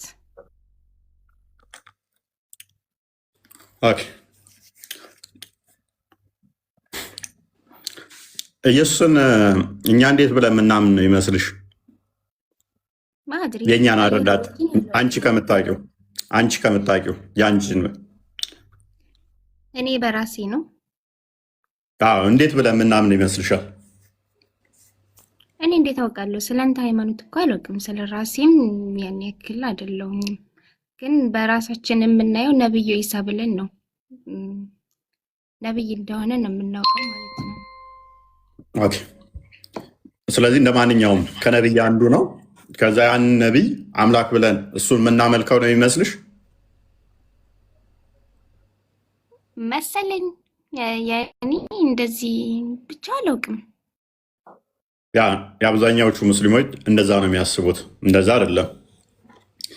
ኢየሱስ ከነቢያት አንዱ አዳምጠኛ እንዲ ያኔ ነብዩ ኢሳ እንደዚህ እንደ ማንኛውም ሰው ያኔ በግንኙነት ምናምን እንዳልተወለደ ነው የምናውቀው። ዝም ብሎ ነው የተወለደው። ላኪን እናንተ አምላክ እንደምትሉ ትረዳለሁኝ። ነገር ግን እንዴት ያኔ ማርያም የምትሏት በእኛ መሪም ናት። እሷ ሳትወለድ በፊት ማን ነው ፈጣሪ? ማን ነው ሰማይና መሬትን የፈጠረው? ያኔ አሁን እናንተ የምትሉት አልገባኝም። ኢየሱስ ትላላችሁ፣ ክርስቶስ መድኃኔዓለም ሹ ያኔ ማን ነው አምላክ? እሺ መልካም። ኢየሱስ እንደ ማንኛውም ነብይ ብለን ነው ምናምነው አይነት ነው እሷ። እናንተ ግን አምላክ ትላላችሁ፣ ኢየሱስ ትላላችሁ፣ መድኃኒዓለም ትላላችሁ። ማርያም ከመወለዷ በፊት ማን ነበር አምላክ? እሷንስ ማን የፈጠራት የሚል ጥያቄ ነው አይደለ? ባልሳሳት ደግሞ እዚህ ጋር ልንገርህ፣ ሁሉንም መልስልኝ አንድ ላይ ኢየሱስ ይህንን ልመልስ ነው። ቆይ ይህንን ልመልስና ቀጣይ ትጠይቃለሽ። ቆምና ይቅር በላቸው የሚለው ያኔ ይጸልያል ማለት ነው። እሱ ስም ይጸልየው ለማን ነው? ኦኬ አንዴ ይህንን በመለስልሽ። እሺ ኦኬ ክርስቶስ በስጋ የተገለጠ አምላክ ነው። በስጋ የተገለጠ አምላክ ነው ስንል ኢየሱስ ማለት ስጋው ቃል ነው። ስጋ የተዋሃደ ቃል ማለት ነው። ስጋን የተዋሃደ ቃል ነው። ስለዚህ ስጋን የተዋሃደ ቃል እንደመሆኑ እርሱ የሁሉ አስገኚ የሁሉ ፈጣሪ ነው። በደንብ አሰቢ ፎዚያ፣ እርሱ ሁሉን የፈጠረ ነው። ማ ክርስቶስ በስጋ ከመገለጡ በፊት በደንብ አሰቢ፣ በስጋ ከመገለጡ ከማርያም ከመወለዱ በፊት እርሱ የነበረ ዓለምን የፈጠረ ሁሉን ያስገኘ የአብ የባህሪ ቃሉ ነው። ያ ቃል ነበረ። ያ ቃል ደግሞ በስጋ ተገለጠ። የአብ የባህሪ ቃሉ በስጋ ተገለጠ። ዮሐንስ ወንጌል ምዕራፍ 1 እንደሚናገረው አስቀድሞ ስለ አኗኗሩ ሲናገር በመጀመሪያው ቃል ነበረ፣ ቃልም በእግዚአብሔር ዘንድ ነበረ፣ ቃልም እግዚአብሔር ነበረ ይላል። ሁሉ በእርሱ ሆነ፣ ከሆነውም አንዳች እንኳ ያለ እርሱ አልሆነም ይላል። ስለዚህ ሁሉ ነገር የተፈጠረው በደንብ አስተውይ ፎዚያ፣ በቃል ነው የተፈጠረው። አምላካችን ቃል አለው ብለን እናምናለን። አንቺ ቃል እንዳለሽ ሁሉ አምላካችን ቃል አለው። የአንቺ ቃል ዝርው ነው፣ ድምፅ ነው። ታንቺ አካል ተለይቶ የሚኖርም አይደለም። የአንቺ ቃል መፍጠር የሚችል አይደለም። የአምላካችን ቃል ግን እንዳንቺ ድምፅን ያዘለ አይደለም፣ አካላዊ ነው። መፍጠር የሚችል ነው የአምላካችን ቃል፣ ፍጡር አይደለም። የአምላክ ቃል የአብ ቃል ፍጡር አይደለም። ስለዚህ ያ ቃል በመጀመሪያ ሁሉን የፈጠረ ነው፣ ሁሉን ያስገኘ ነው፣ አካላዊ ነው፣ እኔ ማለት የሚችል ነው። ሁሉን ያስገኘ፣ ሁሉን ካለመኖር ወደ መኖር ያመጣ ነው። ይሄ ቃል በዓለም ነበረ። ሁሉን የፈጠረው ቃል በሁሉ የሞላ ነበረ። ቁጥር 10 አድርጌው፣ በዓለም ነበረ፣ በዓለም ላይም ነበረ ማ ቃል። ቁጥር 10 አድርጌው። ስለዚህ የት ነበረ? ማን ነበረ ለሚለው ቁጥር 10 ላይ በዓለም ነበረ፣ ዓለሙም በእርሱ ሆነ ይላል። በደንብ አስበይ። በማ በቃል ቃል በምንድን ነበር? በዓለም የሞላ ነበረ። ዓለሙ ራሱ በማን የሆነው? በእርሱ ነው የሆነው አለን። ወደ ገዛ ወገኖቹ መጣ አለን። በደንብ አስተውይ። ያ ቃል በመጀመሪያ የነበረው ሁሉን የፈጠረው ሁሉን ያስገኘው በዓለም ያለው ወደ ገዛ ወገኖቹ መጣ። እንዴት ነው የመጣው ስንል ቁጥር 14 አድርጌው። ያም ቃል ስጋ ሆነ፣ በእኛም አደረ፣ ለአባቱ አንድ እንደሆነ ልጅ ክብር ያለ ክብሩን አየን። ጸጋና እውነትን ተሞላ ይላል። ኦኬ። ስለዚህ ቃል ስጋ ሲሆን ጸጋና እውነትን ተሞልቶ በእኛ ሲያድር ወደ እኛ መጣ ተባለ አይደለ? ምክንያቱም አስቀድሞ በዓለም ነበረ አለን። በዓለም ከነበረ በሁሉ የሞላ ከሆነ መጣ ሄደ የሚባለው አይነገርለትም ነበር። ታዲያ ለምን ወደ እኛ ሲገለጥ በስጋ ተገለጠ፣ በስጋ ታየ። ቃል ስጋ ሆነ፣ ጸጋና እውነትን ተሞልቶ በእኛ አደረ። ቃል ልክ ማርያም ትጸንሻለሽ ትወልጃለሽ ስትባል ቃል ተሷ ስጋና ደምን ነፍስን ተካፍሎ በዛ በስጋው ተገለጠ። ሲገለጥ ያ በሁሉ የሞላው በአጭር ቁመት በጠባብ ደረት ተወሰነ። ስለዚህ ያ ቃል ወደ ገዛ ወገኖቹ መጣ፣ ለተቀበሉት የእግዚአብሔር ልጆች የሆኑ ዘንድ ስልጣንን ሰጣቸው ተባለ። ስለዚህ ቃል በደንብ አስተውይ፣ ማርያምንም የፈጠራት ነው፣ ዓለምንም የፈጠራት ነው፣ ሁሉን ያስገኘ ነው። ቃል ግን በሁሉ የሞላው ዓለምን የፈጠረው ዓለምን ያስገኘው ከማርያም ስጋና ደምን ተካፈለና በዛ በስጋና ደሙ የመለኮት ሙላት ተገልጦ ቆላሲያስ ምዕራፍ 2 ቁጥር 9 ክፈችው። ቃል በስጋው ተገልጦ መለኮት በስጋው ተገልጦ ታየ፣ ተዳሰሰ። ስለዚህ ኢየሱስ ስትይ ከማርያም የተወለደው እርሱ አስቀድሞ ማርያምን የፈጠረ ቃል ብቻ የነበረ ከእርሷ ሲወለድ ስጋን ገንዘቡ አደረገ። በስጋ የተገለጠ በስጋ የታየ በእርሱ ደግሞ መለኮት የተዋሃደው ነው። በእርሱ ፍጹም መለኮት በስጋው ተገልጦ ይኖራል ይላል። ስለዚህ መለኮት ሁሉን የፈጠረ ነው፣ ሁሉን ያስገኘ ነው። ዓለምን ሁሉ ካለመኖር ወደ መኖር ያመጣ ነው። በስጋ የተወለደው ከማርያም ነው። በደንብ አስተዊ። በስጋ የተወለደው ያለ አባት ከማርያም ነው። መለኮት ግን ሁሉን የፈጠረ ነው፣ ሁሉን ያስገኘ ነው። ያ ከማርያም የተወለደው ስጋና ደምን ከማርያም የተካፈለው ማርያም ልጄ የምትለው እርሱ በስጋው ምን አለ? የመለኮት ሙላት አለ። መለኮት ደግሞ ማርያምንም የፈጠራት ነው። ስለዚህ አስቀድሞ ማን ነበር አምላክ የሚለው ዘጸአት ምዕራፍ 3 ቁጥር 14 ላይ ያለና የነበረ የተባለው ሁሉን የፈጠረ ሁሉን ያስገኘ እግዚአብሔር አለ ማለት ነው። እግዚአብሔር ወልድ፣ እግዚአብሔር አብ፣ እግዚአብሔር መንፈስ ቅዱስ አለ። አምላካችን አብ ቃል አለው፣ ቃሉ ወልድ ነው። አምላካችን የባህሪ ህይወት አለው፣ የባህሪ ህይወቱን መንፈስ ቅዱስ ብለን እናምናለን። ስለዚህ ሁሉ የተፈጠረው በማን ነው? በቃል ነው። ቃል ደግሞ በስጋ ሲገለጥ ኢየሱስ ተብሎ ተጠራ። በስጋ መገለጥ ነው፣ መታየት ነው። ቁርአን ላይ በተመሳሳይ ይሄ ሱራ 4 171 ላይ ስትመለከቺ አላህ ወደ መሬም የጣለው ቃሉና መንፈሱ ነው ይላል። የአላህ መልእክተኛ ኢሳ እርሱ አላህ ወደ መሬም የጣለው ቃሉና መንፈሱ ነው ይላል። አንድ ነገር ተጣለ የሚባለው ከመጣሉ በፊት ኦልሬዲ ኤግዚስት ያደርግ ነበረ የሆነ ቦታ ማለት ነው። ተዛስ ወደ መሬም ተጣለ። ወደ መሬም ሲጣልስ ተሷ ምን ስጋና ደምን ተካፍሎ በእርሷ ስጋና ደም ውስጥ ያ ቃል ተዋህዶ ተገለጠ ማለት ነው። ቃል ደግሞ ሁሉም መፍጠር የሚችል ነው። መንፈሱም እንደዛው ሱራ 17:85 ላይ ሩህ ከጌታዬ ዘንድ ነው እውቀትን ጥቂት እንጂ አልተሰጣችሁም እንደሚለው ማለት ነው። ሩህ ዝም ብሎ ፍጡር ስላልሆነ ማለት ነው። ቃልም የአምላክ ቃል ፍጡር ነው ካልሽ ምን ይሆናል ማለት ነው? ፈጣሪ ቃሉን ያልፈጠረበት አለ ዲዳ ነው ሚል ያመጣል። በእስልምናው ለምሳሌ ቁርአን ፍጡር አይደለም ተብሎ ይታመናል። ያላ ቃል ነው ፍጡር አይደለም ተብሎ ይታመናል። ቁርአን ያላ ቃል ፍጡር ካልሆነ ወረቀት ላይ ተጽፏል ፍጡር አይደለም ተብሎ ይታመናል። ወረቀቱ ፍጡር ነው። ወረቀቱ ትናንትና ነው የተሰራው። የያዘው ቃል ግን ፍጡር ያልሆነ ነው። ቆዳ ላይ ሊሆን ይችላል የተጻፈው ብራና ላይ። የአላህን ቃል ስለያዘ ፍጡር አይደለም ተብሎ ይታመናል። ምክንያቱም ያላ ቃል ፈጣሪ ስለሆነ። ስለዚህ ያላ ቃል በቁርአን ሲገለጥ በወረቀት ሲገለጥ ፍጡር አይደለም ከተባለ እኛ ደግሞ የአብ የባህሪ ቃሉ ምን ብለን እናምናለን? በስጋ ተገለጠ።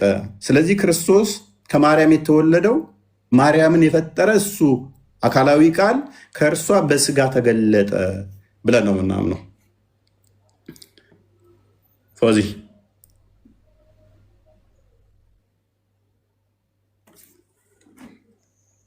ጥሩ ነው ግን የራስን አብዴት እያደረግ ተረዳው ገብቶሃል ማለት ነው። ኦኬ ሁለተኛ ጥያቄ እንለፍ።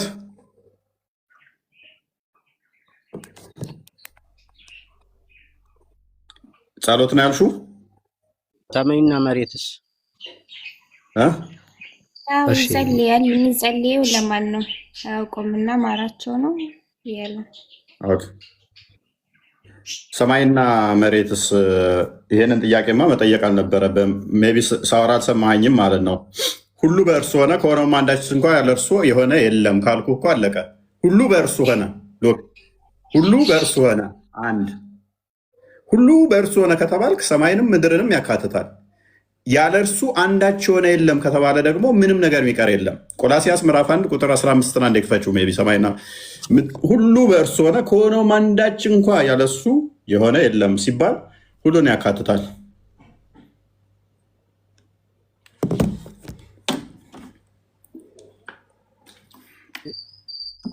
ኦኬ ምድርን ፍጡር ነው ፈጣሪ ማለት የቃሉ ውጤት ከሆነ ማለት ሁን በሚለው አይደል የሆነ ኖ አይደለም።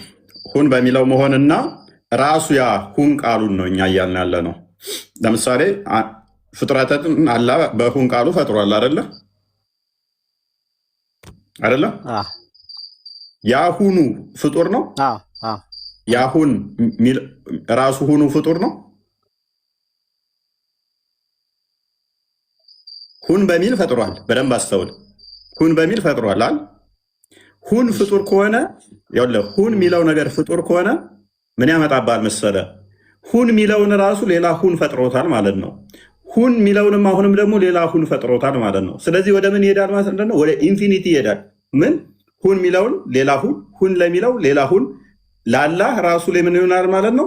የአንዱን አንዱ የሚፈጥርበት ማለት ነው። በዚህም መሰረት አላህ ሰም ፖይንት ላይ ቃሉን ያልፈጠረበት ይኖረውና ምን ይሆናል ማለት ነው?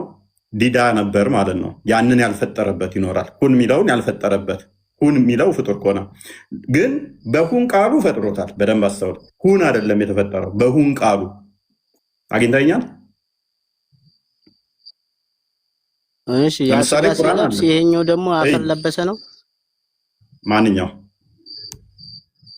ምኑን ከምን ነው ታገናኘው? ኦኬ እርሱ አንድ አንብቤው ቤላ እርሱ የማይታይ አምላክ ምሳሌ ነው። የሚታዩትና የማይታዩትም ዙፋናትም ቢሆን ወይም ጌትነትም ወይም አለቅነትም ወይም ስልጣናትም በሰማይና በምድር ያሉት ሁሉ በእርሱ ተፈጥረዋልና ከፍጥረታት ሁሉ በፊት በኩር ነው።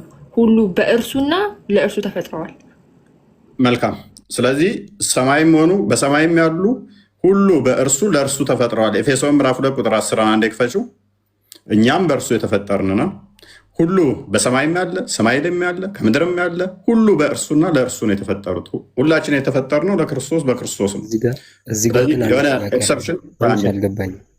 ምን ይሄ እርሱ የማይታመን ጌታ ነው ምናምን የሚለው የእናንተ አምላክ የማይታመን ሳይሆን የማይታይ አንዴ የማይታይ ማለት ምንድነው? እሱ እኛ አምላክ በባህሪ ይታያል ብለን አናምንም። መቼም አምላክን ያየው የለም። በደንብ አስተውል። ዮሐንስ ወንጌል ምሳሌ የሚለው ለምንድን ነው? እሱ የማይታይ ለምን አለው? ዮሐንስ ወንጌል ምዕራፍ 1 ላይ ቁጥር 18 ላይ እግዚአብሔርን አንድም እንኳ ያየው የለም ይላል። መቼም ቢሆን እግዚአብሔርን ያየው አንድ ስንኳ የለም፣ በአባቱ እቅፍ ያለ አንድ ልጁ እርሱ ተረከው ይላል።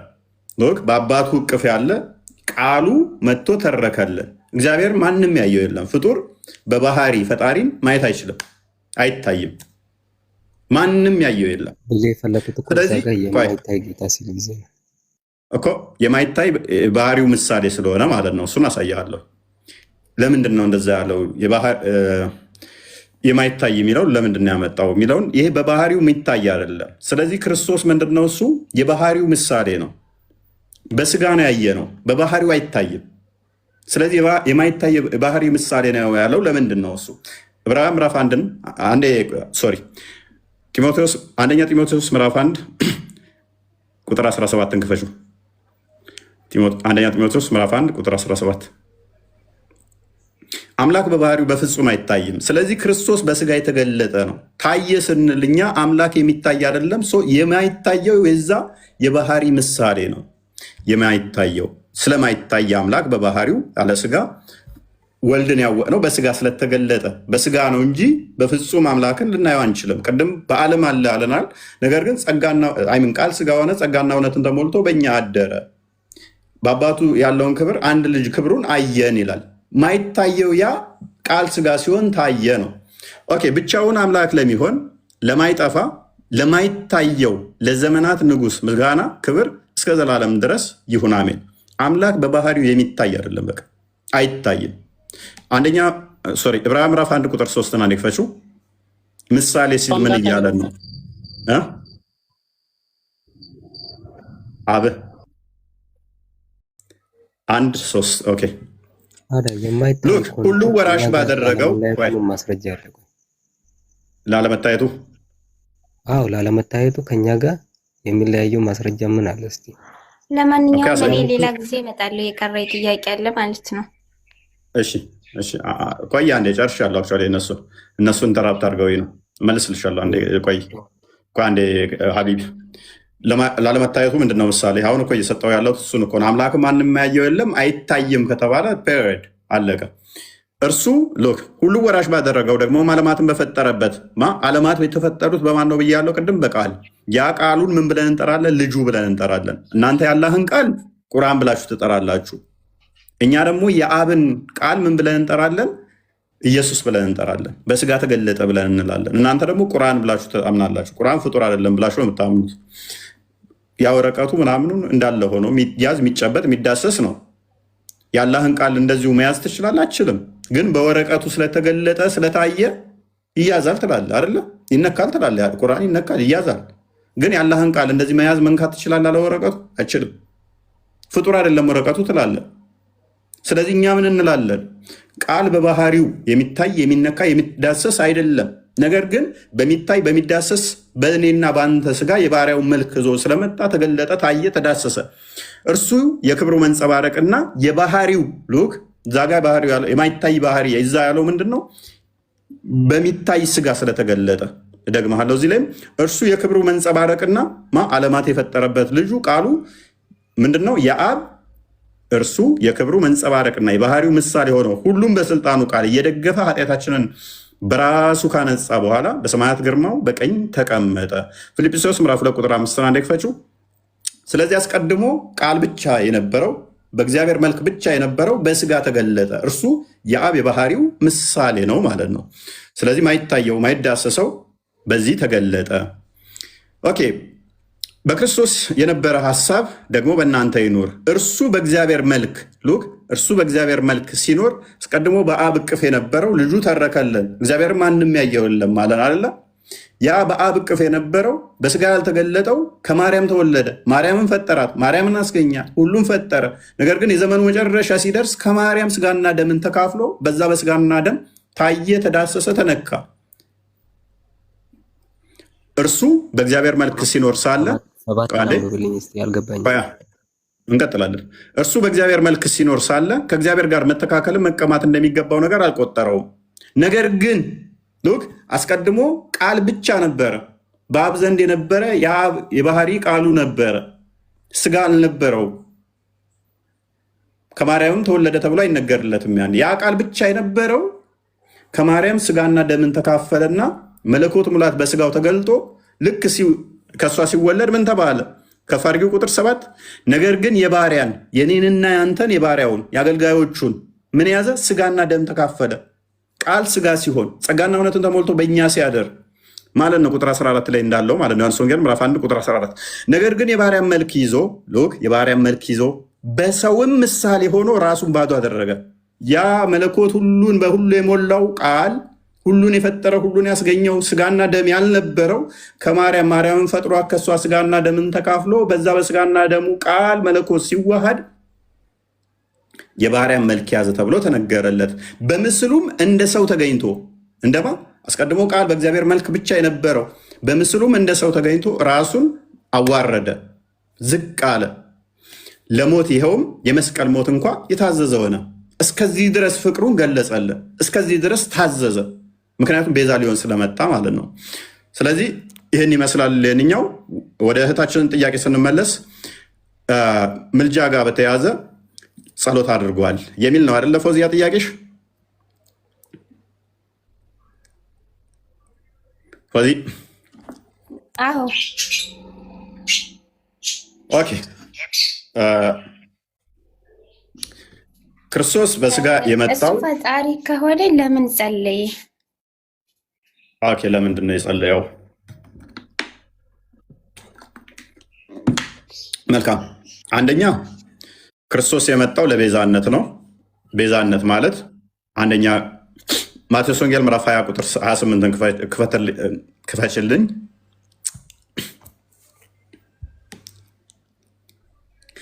ኦኬ። ቤዛ ሊሆነን ነው የመጣው። ቤዛ ማለት ሊክስ ማለት ነው። የባሪያን መልክ ይዞ መጥቶ ታዘዘ ይላል። አሁን ባነበብነው ላይ ካስታውሰሽ ከሆነ አስቀድሞ የነበረው በእግዚአብሔር መልክ የነበረው ሁሉን ክብር ትቶ የባሪያን መልክ የኛን በሰው መልክ ተገኘ። እንደ ሰውም የባሪያን መልክ ይዞ መጥቶ ታዘዘ። እስከምን ድረስ ታዘዘ ነው ያለን? እስከ መስቀል ድረስ፣ እስከ መስቀል ሞት ድረስ ታዘዘ አለን። አስቀድሞ የነበረውን ክብሩን ያንን ክብር እያየን ነገር ግን በምን ተገለጠ አለን? በስጋ። በስጋ ሲገለጥስ ታዘዘ አለን። ባሮቹ እንደምንታዘዝ እሱ ምን ሆነ? ዝቅ ብሎ እስከ ሞት ድረስ ታዘዘ። እንዲሁም የሰው ልጅ ሊያገለግል ነፍሱንም ለብዙዎች ቤዛ ሊሰጥ እንጂ እንዲያገለግሉት አልመጣም። ክርስቶስ በስጋ የመጣው ቃል በስጋ የተገለጠው እኔ አምላካችሁ ነኝ፣ እኔ ጌታችሁ ነኝ፣ ተገዙኝ ና እያለ በኩርኩም ሌላ አይደለም። እርሱ የባህሪ ገዢ ነው። በባህሪው ገዢ ነው፣ አምላክ ነው። ያ ገዢ የነበረው በእግዚአብሔር መልክ የነበረው የተገለጠው በስጋ የመጣው አንተ እንዲያርገሃል እያለ ሊኮረኩም አይደለም። ምን ሊሆን የመጣው? ሊታዘዝ፣ ቤዛ ሊሆን የተገለጠው። ለምንድን ነው ሊታዘዝ? ለምንድን ነው የሚታዘዘው? አንደኛ ጴጥሮስ ምዕራፍ 2 ቁጥር 22 ና ክፈችልኝ። ቤዛ ሊሆን ካሳ ሊክሰን ማለት ነው። ራሳችን ላጠፋ ነው መክፈል ስላልቻልን ራሱ ክሶ ራሱ አስታርቆን ሉክ ምሳሌ ሊሆነን ራሱ ምን አደረገ? ታዘዘልን። በእኛ ጥፋት ራሱ ታዘዘ። አንድ አብይ መጥቶ አሁን ና እንደዚህ አድርግ፣ ና እንደዚህ ይበል፣ እንደዚህ ሁን ቢልህ ብዙም ላይ ደንቅ ይችላል። ስላዘዝህ ራሱ ልትገረም ትችላለህ። ሰፈር መጥቶ ምን ልታዘዝህ እያለ ቢታዘዝህ ግን ምን ያህል ነው የምትገረመው? ተራ አንድ የሀገር መሪ ነው ያልኩህ። ይሄ የባህሪ ገዢ የሆነ የባህሪ ፈጣሪ የሆነ ደግሞ በስጋ ተገልጦ ለአንተ ታዘዘ። መታዘዝ ብቻ አይደለም፣ እስከ ሞት ድረስ ፍቅሩን አሳየ። ኦኬ፣ እንደዚህ ይላል። ከፍ አድርጊው እስቲ። በግፍ መከራን የሚቀበል ሰው እግዚአብሔርን እያሰበ ሐዘን ቢታገስ ምስጋና ይገባዋል አለ። ሉክ መከራ እየደረሰባችሁ ግፍ እየተፈጸመባችሁ ብትታገሱ እግዚአብሔር ያመሰግናችኋል፣ መልካም ክብር ይሰጣችኋል፣ ትከበራላችሁ። ግፍ እየደረሰባችሁ መከራ እየደረሰባችሁ እግዚአብሔርን ብትታገሱ ትከብራላችሁ። ኃጢአት እያደረጋችሁ ስትታገሱ ብትታገሱ ምን ክብር አለበት?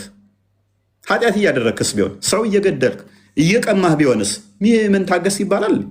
ነገር ግን ሰዎችን እየረዳህ መልካም እያደረግክ ሰዎች ቢበድሉህ ግን ያኔ ብትታገስ ክብር አለህ አለ። ነገር ግን መልካም አድርጋችሁ መከራን ስትቀበሉ ብትታገሱ ይሄንን በእግዚአብሔር ዘንድ ምስጋና ይገባችኋል አለ። ከፍ አድርጊው። የተጠራችሁት ለዚህ ነውና። ለምንድን ነው የተጠራ ነው? መጥፎ እያደረግን እንድንታገስ አይደለም። መልካም እያደረግን ሰዎች መጥፎ ሲያደርጉብን እንድንታገስ ነው። ሰዎችን እየሰደብን፣ ሰዎችን እየገደልን፣ ሰዎችን እየቀማናቸውን ንብረታቸውን እነሱ እንትን ሲሉን እንድንታገስ አይደለም። እነሱ እየቀሙን፣ እነሱ እየበደሉን ግን እኛ እንድንታገስ ታድዘናል። የተጠራ ነው ለዚህ ነው። የተጠራችሁት ለዚህ ነውና ክርስቶስ ደግሞ ፍለጋውን ልበል፣ ክርስቶስ ደግሞ ፍለጋውን እንድትከተሉ ምሳሌ ትቶላችሁ ስለ እናንተ መከራን ተቀብሏልና። ክርስቶስ በስጋ የመጣው የተገለጠው ሊያዘን መጥቶ እሱ የሚታዘዘው አጥቶ አምላክ ሆኖ የሚታዘዘው ጠፍቶት የሚያመልከው አጥቶ እንድታመልኩት የሆነ መጥቶ ሰፈር የሆነ ሊጎበኝ ፖሊስ እንዴት ነው ስጠፋበት ፍለጋ ቤትህ እንደሚመጣው አግኝቻለሁ ብሎ እንደሚይዝህ እንደዛ አይደለም። ክርስቶስ ወደዛ ወገኖቹ መጣ። ለተቀበሉት የእግዚአብሔር ልጆች የሆኑ ዘንድ ስልጣን ሰጣቸው የተባለው ወደ እነሱ ፍለጋ የመጣው ፍቅር አስገድዶት ነው። አንድም ምሳሌ ሊያሳያችሁ ነው። እንደዚህ ታዘዛችሁ። የተጠራችሁት ለዚህ ነውና ክርስቶስ ደግሞ ፍለጋውን እንድትከተሉ ምሳሌ ትቶላችሁ ስለ እናንተ መከራን ተቀብሏልና። እርሱ ኃጢአት አላደረገም፣ ተንኮልም ባፉ አልተገኘበትም። ሲሰድቡት መልሶ አልተሳደበም፣ መከራንም ሲቀበል አልዛተም። ነገር ግን በጽድቅ ለሚፈርደው ራሱን አሳልፎ ሰጠ። ለኃጢአት ሞተን ለጽድቅ እንድንኖር እርሱ ራሱ በስጋው ኃጢአታችንን በእንጨት ላይ ተሸከመ። በመገረፉ ቁስል ተፈውሳችኋል። እንደ በጎ ተቀበዝብዛችሁ ትቅበዘበዙ ነበር እያለ ይቀጥላል። ዮሐንስ ወንጌል ምዕራፍ 13 ትግፈችው። ስለዚህ ክርስቶስ በስጋው ራሱን እስከ ሞት ድረስ ታዘዘልን። እስከ ሞት ድረስ እሱ እጅን ሽባ የነበረውን እጁን ፈውሶት በጥፊ መታው። አይነ ስውር የነበረውን አይን የሚያበራ፣ ለምጻም የነበረውን የሚያነጻ፣ ተራብን ሲሉ በ5 እንጀራ 12 መቶ ሰው የሚያነሳ 5000 ወንዶች ብቻ መግቦ ሴቶቹ እና ህፃናቶች ሳይቆጠሩ ተጠማው ሲላቸው ግን እነሱ ሬት ሰጡት። ይሄ ሁሉ ታገሰ። ትናንትና እኔ እጅህን ፈውሼህ እንዴት ትመታለህ ነው አላለም። እናንተ ተርባችሁ ሳበላችሁ ሳጠጣችሁ የነበራችሁ ተጠማው ስል ሬት እንዴት ትሰጡኛላችሁ አላለም። ክፋታቸው የዚህ መጠን ሁሉ እያደረጉበት ምን አለ? ይቅር በላችሁ የሚሰሩትን አያውቁምና። ለምን? እኛ ይሄንን ፍለጋውን እንድንከተል ምሳሌውን እንድንከተል ጸሎቱ ምሳሌውን እንድንከተል ነው። ሰዎች መጥፎ ሲያደርጉብን ይድፋ እኔን በድለሃልና ገሃነም ግባ እንድንል አይደለም። የሚሰሩትን አያውቁም ይቅር በላቸው ብለን እንድንጸልይ ጸሎት አስተማረን። የእሱን ፍለጋ ምሳሌ እንድንከተል እግራቸውንም አጥቦ ልብሱንም አንስቶ ዳግመኛ ተቀመጠ። እንዲህም አላቸው ያደረገውላችሁን ታስተውላላችሁን አላቸው። ደቀ መዛሙርቱን ሰበሰበ፣ እግራቸውን አጠባቸው። ከዚህ በላይ ትህትና ምን አለ? እግር ከማጠብ በላይ እርግጠኛ ነኝ እኔ እናንተ ቤት መጥቼ ራሱ እኔን እንኳን ባይሆን ሰንበዲ መጥቶ እግራችሁን ልጠባችሁ ቢላችሁ ትንሽ ይሸምማችኋል። አይደለም የሆነ አመራር ላይ ያለ የሰፈር ተውና የአብይን ተውና የሰፈር ሰው አመራር ላይ የሆነ ፖሊስ መጥቶ እግራችሁን ልጠብ ቢላችሁ ምን ያህል እንደሚከብዳችሁ የሰማይና የምድር ፈጣሪ እርሱ ትትናን ፍቅርን ሊያስተምራቸው እግራቸውን አጠባቸውና ያደረግኩላችሁን እስታውቃላችሁ አላቸው። እናንተ መምህርና ጌታ ትሉኛላችሁ፣ እንዲሁ ነኝና መልካም ትላላችሁ። ጌታችሁ ነኝ፣ አምላካችሁ ነኝ፣ መምህር ትሉኛላችሁ ነኝ። ነገር ግን እኔ መምህራችሁ ሆኜ ጌታችሁ ሆኜ ማደርግላችሁን ግን ታውቃላችሁ አላቸው። እንግዲህ እኔ ጌታና መምህር ስሆን እግራችሁን ካጠብኩ እናንተ ደግሞ እርስ በርሳችሁ እግራችሁን ትተጣጠቡ ዘንድ ይገባችኋል። ስለዚህ ምሳሌ ሊተውልን ጸሎትን አስተማረን። ያንን ክርስቶስ ለሚወጉት መልካም ቅድም ምን አለ? መጥፎ እያደረግን ብንታገስ ምንድን ነው እሱ? ምንም አይደል። ነገር ግን መልካም እያደረግን ብንታገስ ዋጋችን በእግዚአብሔር ዘንድ ታላቅ ነው። ክርስቶስ ፈለጋውን እንድንከተል ይህን አስተማረን። ጸሎትና ምልጃን አስተማረን። በዛው እንትናን እስጢፋኖስ እናገኛለን። ሐዋርያት ሥራ ምዕራፍ 7 ላይ ቁጥር 50 ምናምን አካባቢ ላይ አንክፈችልኝ። ይህንኑ እስጢፋኖስ ከክርስቶስ ይማራል። ከዛ ልክ በድንጋይ ሲያወርዱበት የሚለውን እንስማ እስኪ። እኛም እንደዛ እንድንል ክርስቶስ አስተማረን ጸሎትን። እሱ ጸልዮ እንዴት መጸለይ እንዳለብን አስተማረን። ማቴዎስ ወንጌል ምዕራፍ 6 ላይ ጸሎት እንዴት መጸለይ እንዳለብን ነገረ። ምሳሌውን ተወልን፣ ፍለጋውን እንድንከተል እሱ ያደረገውን እንድናደርግ። ከከተማም ወደ ውጭ አውጥተው ወገሩት። ማን? እስጢፋኖስን። ምንም መጥፎ ነገር አላደረገም። ክርስቶስን ሰብከሃል ብለው ይዘውት በድንጋይ መውገር ጀመሩ። እናንተ የተረገማችሁ ገሃነም ትገቧታላችሁ፣ እኔም በድንጋይ ወግራችኋልና ክርስቶስን ክዳችኋልና ገሃነም ትገባላችሁ አላለም። ለምን? ክርስቶስ የኔን ፍለጋ ተከተሉ ስላላቸው። ምንድን ነው ያለው እስጢፋኖስ? ምስክሮችም ልብሳቸውን ሳውል በሚሉት በአንድ ጎበዝ እግር አጠገብ አኖሩ። እስጢፋኖስም ጌታ ኢየሱስ ሆይ ነፍሴን ተቀበል ብሎ ሲጣራ ይወግሩት ነበር። እየወገሩት እስጢፋኖስ ጌታ ኢየሱስ ሆይ ነፍሴን ተቀበል እያለ ጸሎት ያደርግ ነበረ። እስጢፋኖስ ወደ ማን ጸሎት ያደርጋል? ወደ ኢየሱስ። ጌታዬ ኢየሱስ ሆይ ነፍሴን ተቀበላት እያለ እስጢፋኖስ ጸሎት ያደርጋል። ተንበርክኮም ጌታ ሆይ ይህን ኃጢአት አትቁጠርባቸው አለ። ገሃነም ክተታቸው የሚወግሩኝን አለ እስጢፋኖስ፣ እኔ አንተን እያገለገልኩ በአንተ ምክንያት ነው የተወገርኩት እና እነኝን ሰዎች ገሃነም ክተታቸው፣ እኔን ገነት ክተተኝ ነው። ጸሎቱን ከማን ስለተማረ? ከክርስቶስ ስለተማረ። ተንበርክኮም ጌታ ሆይ ይህን ኃጢአታቸውን አትቁጠርባቸው፣ ክርስቶስም ይህንን ስላለው ማለት ነው። የሚሰሩትን አያውቁምና ይቅር በላቸው ብሎ በታላቅ ድምፅም ጮኸ። ይህንንም ብሎ አንቀላፋ ይላል እስጢፋኖስ ማለት ነው። ስለዚህ ክርስቶስ አንድም ለቤዛነት ያን አድርጎታል፣ አንድም ለእኛ ምሳሌ ሊሆን ይህን አድርጎታል። አንድም ደግሞ ነቢያቶች ሲያለቅሱት ጸሎት ሲያደርጉ ነበር። የእነሱ ምትክ ሆኖ ስለመጣ የእነሱን እንባ የእነሱን ቅድም ባሳየዎች ላይ አንደኛ ጴጥሮስ ምዕራፍ 2 ቁጥር 24 ላይ ባለው ኃጢአታችንን በእንጨት ላይ ያስወገደልን ስለሚል የእነሱን ጩኸት ሁሉ ተሸክሞ ስለ ነቢያት ሁሉ አንድ ጮኸና ያንን እንዳንጮህ አደረገን ማለት ነው። ስለነኝ ነገር ነው ይሄ ነው ያለው። በእስልምናው ግን አለ አላህ የሚጸልይበት አለ። እንዲትሄድ እንዳይምታታባችሁ ምልጃም ያቀርብበት አለ። አላህ ምልጃም ያደርጋል እንዳይምታታ ለጊዜው ልቶ ናፎዚያ እንደዛ ነው። ገብቶሻል? ናይስ። ጥሩ አፕዴት ነው። ጥሩ አፕዴት ነው። አስተምሮ ለምን አትጠቀምበትም? እፎይ ወደ ምን ልጠቀምበት? ከጊዜ ወደ ጊዜ ራስን አፕዴት እያደረግ አይ ስድብ ስትሳደባቸው ክርስትና ደግሞ ስድብ ይከለክላል ብዬ ነው። አይ እናንተ ሰዎች ሶዚያ ቀጥይ። አመሰግናለሁ። ሌላ እሺ ቴንኪው። ለዛሬ ይብቃችሁ። መልሳለሁ። ይብቃችኋ። እሺ ቃል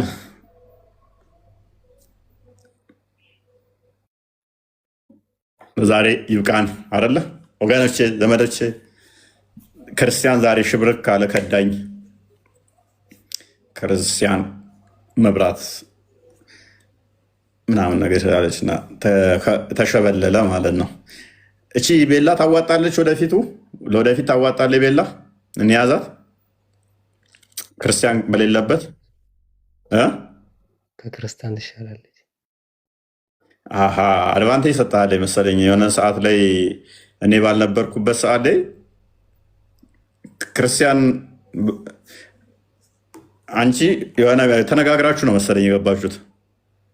ተነጋግረን ሳይሆን እምነት ደስ ይላል። አስተምሮቷ ደስ ይላል። እኩልነት እንዲከበር መፍት እናስከበር። የሴቶች መፍት ይከበር። ሰላማዊ ሰልፍ እንውጣ። በእስልምና አይሰልም የሴቶች እኩልነት ከጎና አድርገህ ትሰብካለህ። ተው እናንተ ሰዎች ተው። አሁን ከቤት ያወጡ አልመሸም። አንተኛም እንዳለ ሴቶች ሁሉ አንተን አፍቅረውህ መውጫ መግቢያ እንዳያሳጡ እርግጠኛ ነህ? እና አግብተሃል? አንተ አግብተሃል? በዚህ ተቀጥል። አግብተሃል? አላገባሁም። እና እንካፈላለን። የንብረት ዝውውር እንዴት ነው? ፍሰቱን እንከፋፈላለን። እኛ ጋር አንድ ብቻ ስለሆነ ስለማንደርብ 3 አለህ። በቃ እኔ ጋር ከበዙ ይመች። ደህና ደሩ። ከወንድ ይልቅ ሴት ብልህ ስለሆነች ነው። አለሳልሳ እንትን ትላለች። እሷ የማሳመን ችሎታ አላት። አሁን እኮ እየሰደብከኝ ከሆነ አንተ ብልህ አይደለህም እያልከኝ ነው። ራስንም እየሰደብክ ነው። እኔም ብልህ አይደለሁም እያልክ ነው። አንተ በቃ ሁሉ ነገር ወደ ስድብ ነው። እና ታዲያ ብልህ አይደለህም እያልከኝ እኮ ነው። እየከፋኝ ነው። በገዛ ጀቤላን አንጥቻ የገዛ ቤቴ ልታስወርሰኝ ነው እንዴ? ሴት ልጅ ብልህ ነች፣ እሷ ትሻላለች። በገዛ ቤቴ ላይ ሴቶች ሞቅ ሞቅ እንዳይላችሁ እናንተ ትሻላላችሁ ተብላችሁ ነገር ወንዶች አታስፈልጉም እንዳትሉን። ሚስት አለህ? ቀለበቴን ደብቄው ነው ትላለህ። ኢብራሂም ያው ብዙ ሚስት አለህ እያለኝ ነው እኮ እንካፈል። አይ በትክክለኝነት ምን ድራይ ነው? ከዳርከኝ ችግር የለውም። አይ መዳር ምናምን ሳይሆን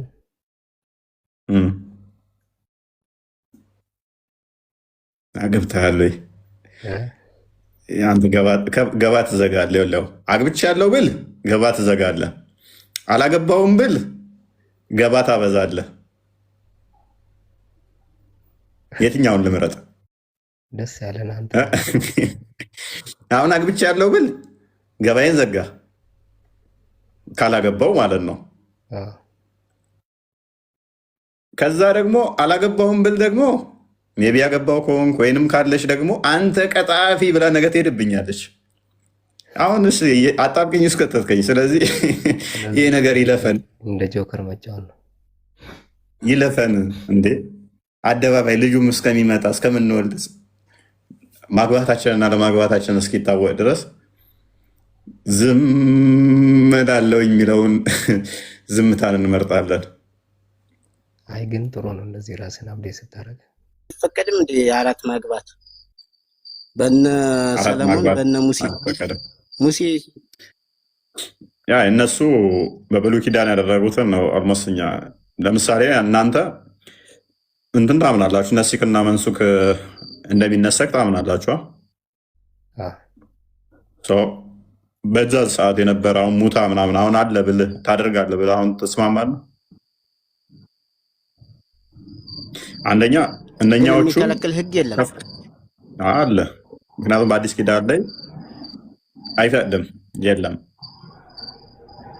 ግን እፎይ መስቀል የለም አይፈቅድም። በእናንተ እምነት አይ የለም ምናምን ሲሉ ስለሰማሁ ነው። እና ይብሩ የሚከለክል ገደብ ምናምን የለውም ምናምን ሲሉ አለ። ምክንያቱም አይደለም እንደዚህ ካገባ ከቤተክርስቲያን ራሱ ትባረራታለህ እንደ ህጉ ከሆነ። አንደኛ በቤተክርስቲያን ህግ ነው እንጂ በአንድ ላይ ነው አንድ ብቻ ይውላል። አንብብልህ። እሺ ኦኬ ቤላ መክፈት ትችላለሽ ነው። ወደ ኋላ ልንመለስ ነው። ራሴ ላንብብ ላለመቆየት። አንድ ብቻ ሳይሆን ከአንድ በላይ አታግቡ የሚለው ነው እንጂ አንድ ብቻማ አራትም አምስትም ብሎ አንድ ብቻ በሚለው ቁርአንም ይዘገዋል። ኢብራሂም አንድ ብቻ አግቡ ልዩነቱን ሰምተሃል ያልከው? አንድ አግቡ ከተባለ በቃ ከአንድ በላይ አልተፈቀደም ማለት ነው። አንድ አግቡ ከተባለ መጽሐፍ ቅዱስ ላይ ደግሞ የሚለው አንድ ብቻ አግቡ ነው የሚለው። እንትን መክፈት እችላለሁ እኔ። አይ አራትም ሶስትም ሁለትም ካልቻላችሁ አንድ ብቻ አግቡ ስለሚል ብዬ ነው። አይ እናንተ ካልቻላችሁ ነው። እኛ ጋር ደግሞ ያለመቻል ጉዳይ አይደለም፣ ትእዛዙ ነው። ኦኬ አንዴ ላሳየሽ። ብዙ ቦታ አለ ያለ አይ ቲንክ እንትንን ማበከፍሽው ኤሌመንቶስ ላይ ያለው በጣም ስትሪክት ነው። ኤኒዌይስ አንደኛ ቆሮንቶስ ምዕራፍ 7 ቁጥር 2 ጀምሮ ያለውን አንዴ ክፈችው። እሺ ኤሌመንቶስም ስላለኝ መክፈት እችላለሁ እሱን ከፈለክ። ኦኬ ሁለቱንም ትክፈቻችሁ በቃሽ።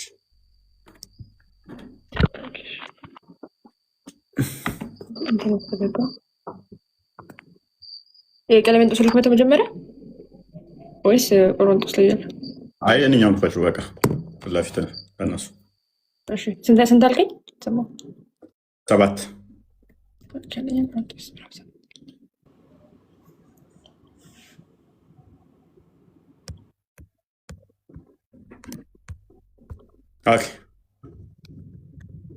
ምዕራፍ ቁጥር 7 መሰለኝ አልከኝ። 7 ከቁጥር 2 ብታደርገው አሪፍ ነው። ያን እንትን ለምንድን ነው እንትን ያለብኝ? ለእኔ ነው ብዥ ብላ ቀሻን አልተመቸኝም ለማንበብ። አንብቤው። እሺ እሺ ኦኬ ከታየ ነገር ግን ስለ ዝሙት ጠንቅ ለእያንዳንዱ ለራሱ ሚስት ትኑረው፣ ለእያንዳንዲቷ ደግሞ ለራሷ ባል ይኑራት ይላል። ኦኬ ነገር ግን ስለ ዝሙት ጠንቅ ለእያንዳንዱ ለራሱ ሚስት ትኑረው የሚለው ሚስቶ ይኑሩት ነው የሚለው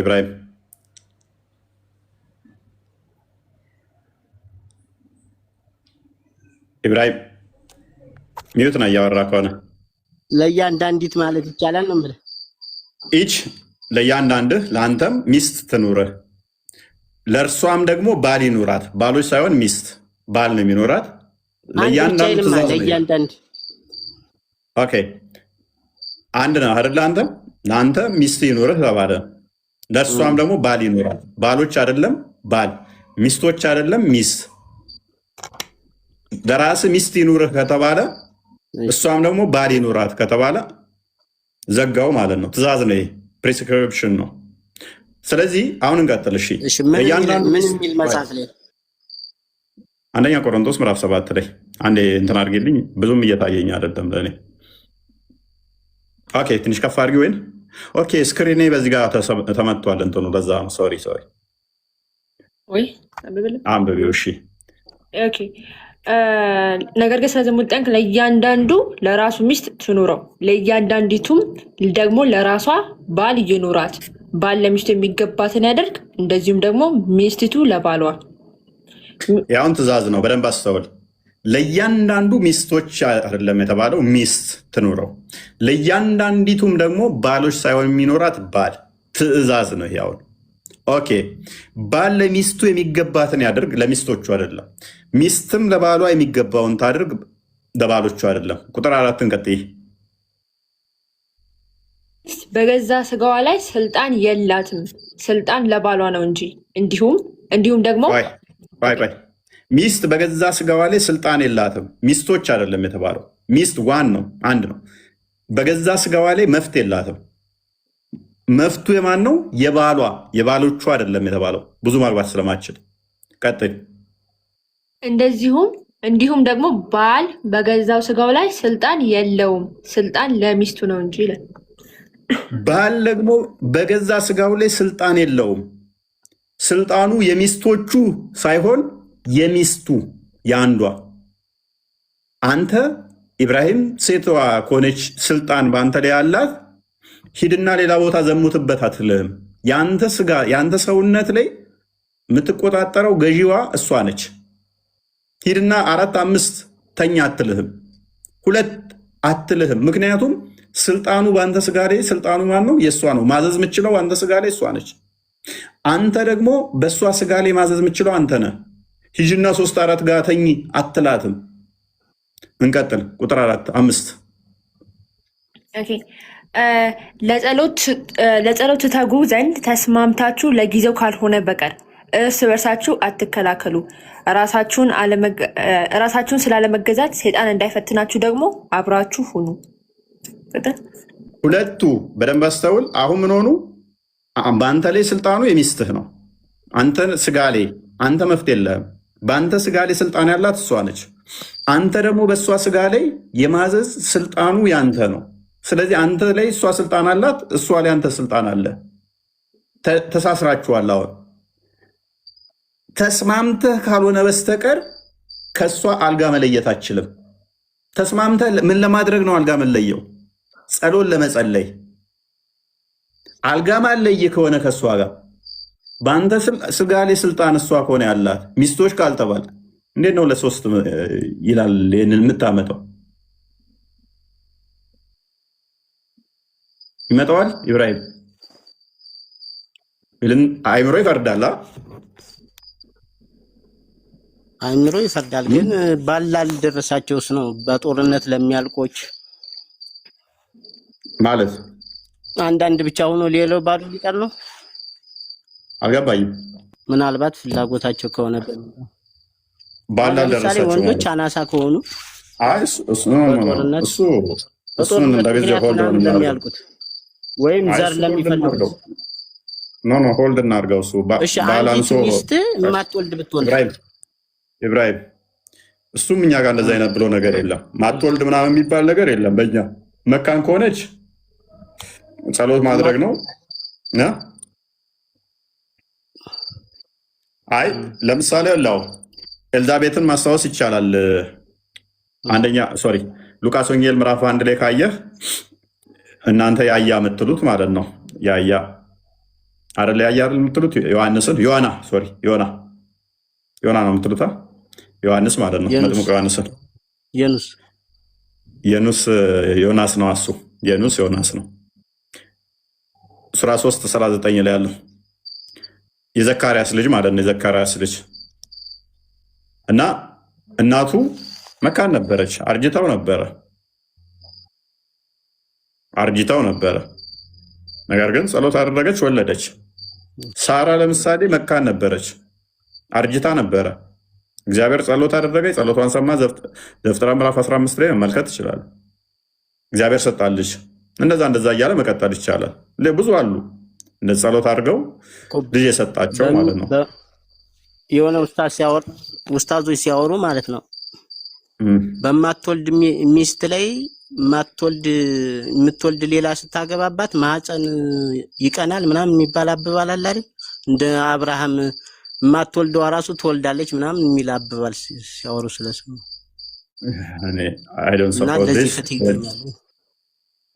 እንደዚህ አይነት ብሎ ነገር እኔ አላቅም። የለም ነብዩ ማትወልድ ሴት አታግቡ ብሎ አዟል።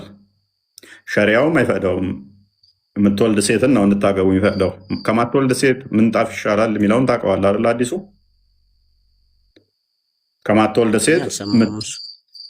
ከማትወልድ ሴት ይልቅ ምንጣፍ ይሻላል ብሎ ተናግሯል ነብዩ። ሱናን አናሳኢ 32:27 ላይ ይገኝላል። እና የተለያዩ ቦታዎች ላይ ነብዩ ተጠይቆ ማትወልድ ሴትን ስለማግባት አታግቡ ብሎም የተናገረበት አለ። ግን በእኛ እንደኛ ከሆነ ማዕፀን ይቀናል ምናምን የሚለውን ነገር አይደለም ነው። ምክንያቱም ዘካርያስ ለምሳሌ እንዳልኩ ሉቃስ ወንጌል ምዕራፍ 1 ላይ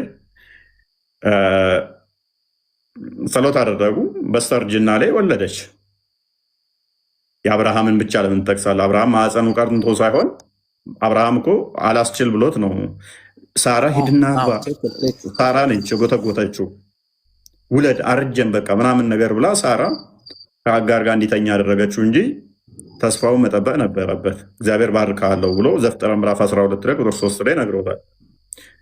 ኢቭን ዘፍጥረት ምዕራፍ 15 እንዲሁም 17 ስታነበው እግዚአብሔር ትወልዳላችሁ ሲላቸው ሳራ ሳቀች። እኔ 90 ዓመት የሞላኝ እሱ 100 ዓመት የሞላው እንዴት ሰው ካረጀ ከሸመገለ በኋላ ይወልዳል ይለናል ምናምን ብለው ተገረሙ፣ ሳቁ። በመሳቋም ነው ይሳቅ የተባለው ማለት ነው። ስለ ሳቀችም ይሳቅ ተብሎ ተጠራ። እና እኔ እስከማውቀው ድረስ በክርስትና እንደዚህ አይነት ነገር የለም። አንድ ግር የሚለኝ ጥያቄ አለ። ምንድን ነው? የእኛውን በእኛ እምነት ማለት ነው የመጨረሻ የሴት ልጅ መሰብሰቢያ ሂጃብና ኢማኗን ስገዛ ነው። ገባ አይደለ? በእናንተ እምነት ምንድነው እስኪ የመጨረሻ የሴት ልጅ መሰብሰቢያ? በእኛ የመጨረሻ የሴት ልጅ መሰብሰቢያ ምንድነው? እሱ ክርስቶስን መልበሷ ነው። የቻይና ልብስ መልበሷ ሳይሆን ክርስቶስን መልበሷ። ገላትያ ምዕራፍ 3 ላይ የተጠመቃችሁላችሁ ክርስቶስን ለብሳችኋል፣ ባሪያ የለም ጨዋ የለም፣ ወንድ የለም ሴት የለም፣ ሁሉ በክርስቶስ አንድ ሰው ነው ይላል። የእኛ ክብሯ መድመቂያዋ ውበቷ ልብስ ሳይሆን ክርስቶስ ነው፣ አምላክ ነው። ያንን የክርስቶስ መስቀል መሸከሟ ነው እንጂ ይሄ ልብስ ይሄ የኃጢአት ውጤት ነው ወንድማችን። ይሄ ቆዳችን ላይ የተደረበ ሸክም ነው። ይሄ የመጣው ሰዎች ዘፍጥረት ምዕራፍ 3 ላይ ቁጥር 15 ላይ ካየኸው ኃጢአት ከሰሩ በኋላ ተተፋፈሩ በኋላ የመጣ ነው። ይሄ ባህሪያችን አይደለም። ይሄ የኛ አይደለም። ይሄ የኛ ካልሆነ ይሄ ባህሪያችን ካልሆነ የኃጢአታችን ውጤት እንደ ኩራት እንደ ድምቀት አይደለም። የኛ መድመቂያችን ትልቁ ነገር መዋቢያችን ትልቁ ነገር አምላክን ማወቅ አምላክን ማግኘት ነው። ስለዚህ ምን ይላል ገላትያ ምዕራፍ 3 ቁጥር 24 አካባቢ ላይ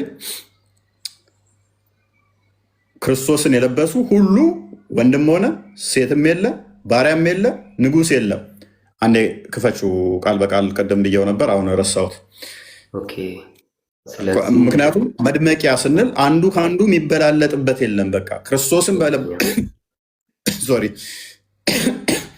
ገላትያ ምዕራፍ 3 አንዴ ክፈችልኝ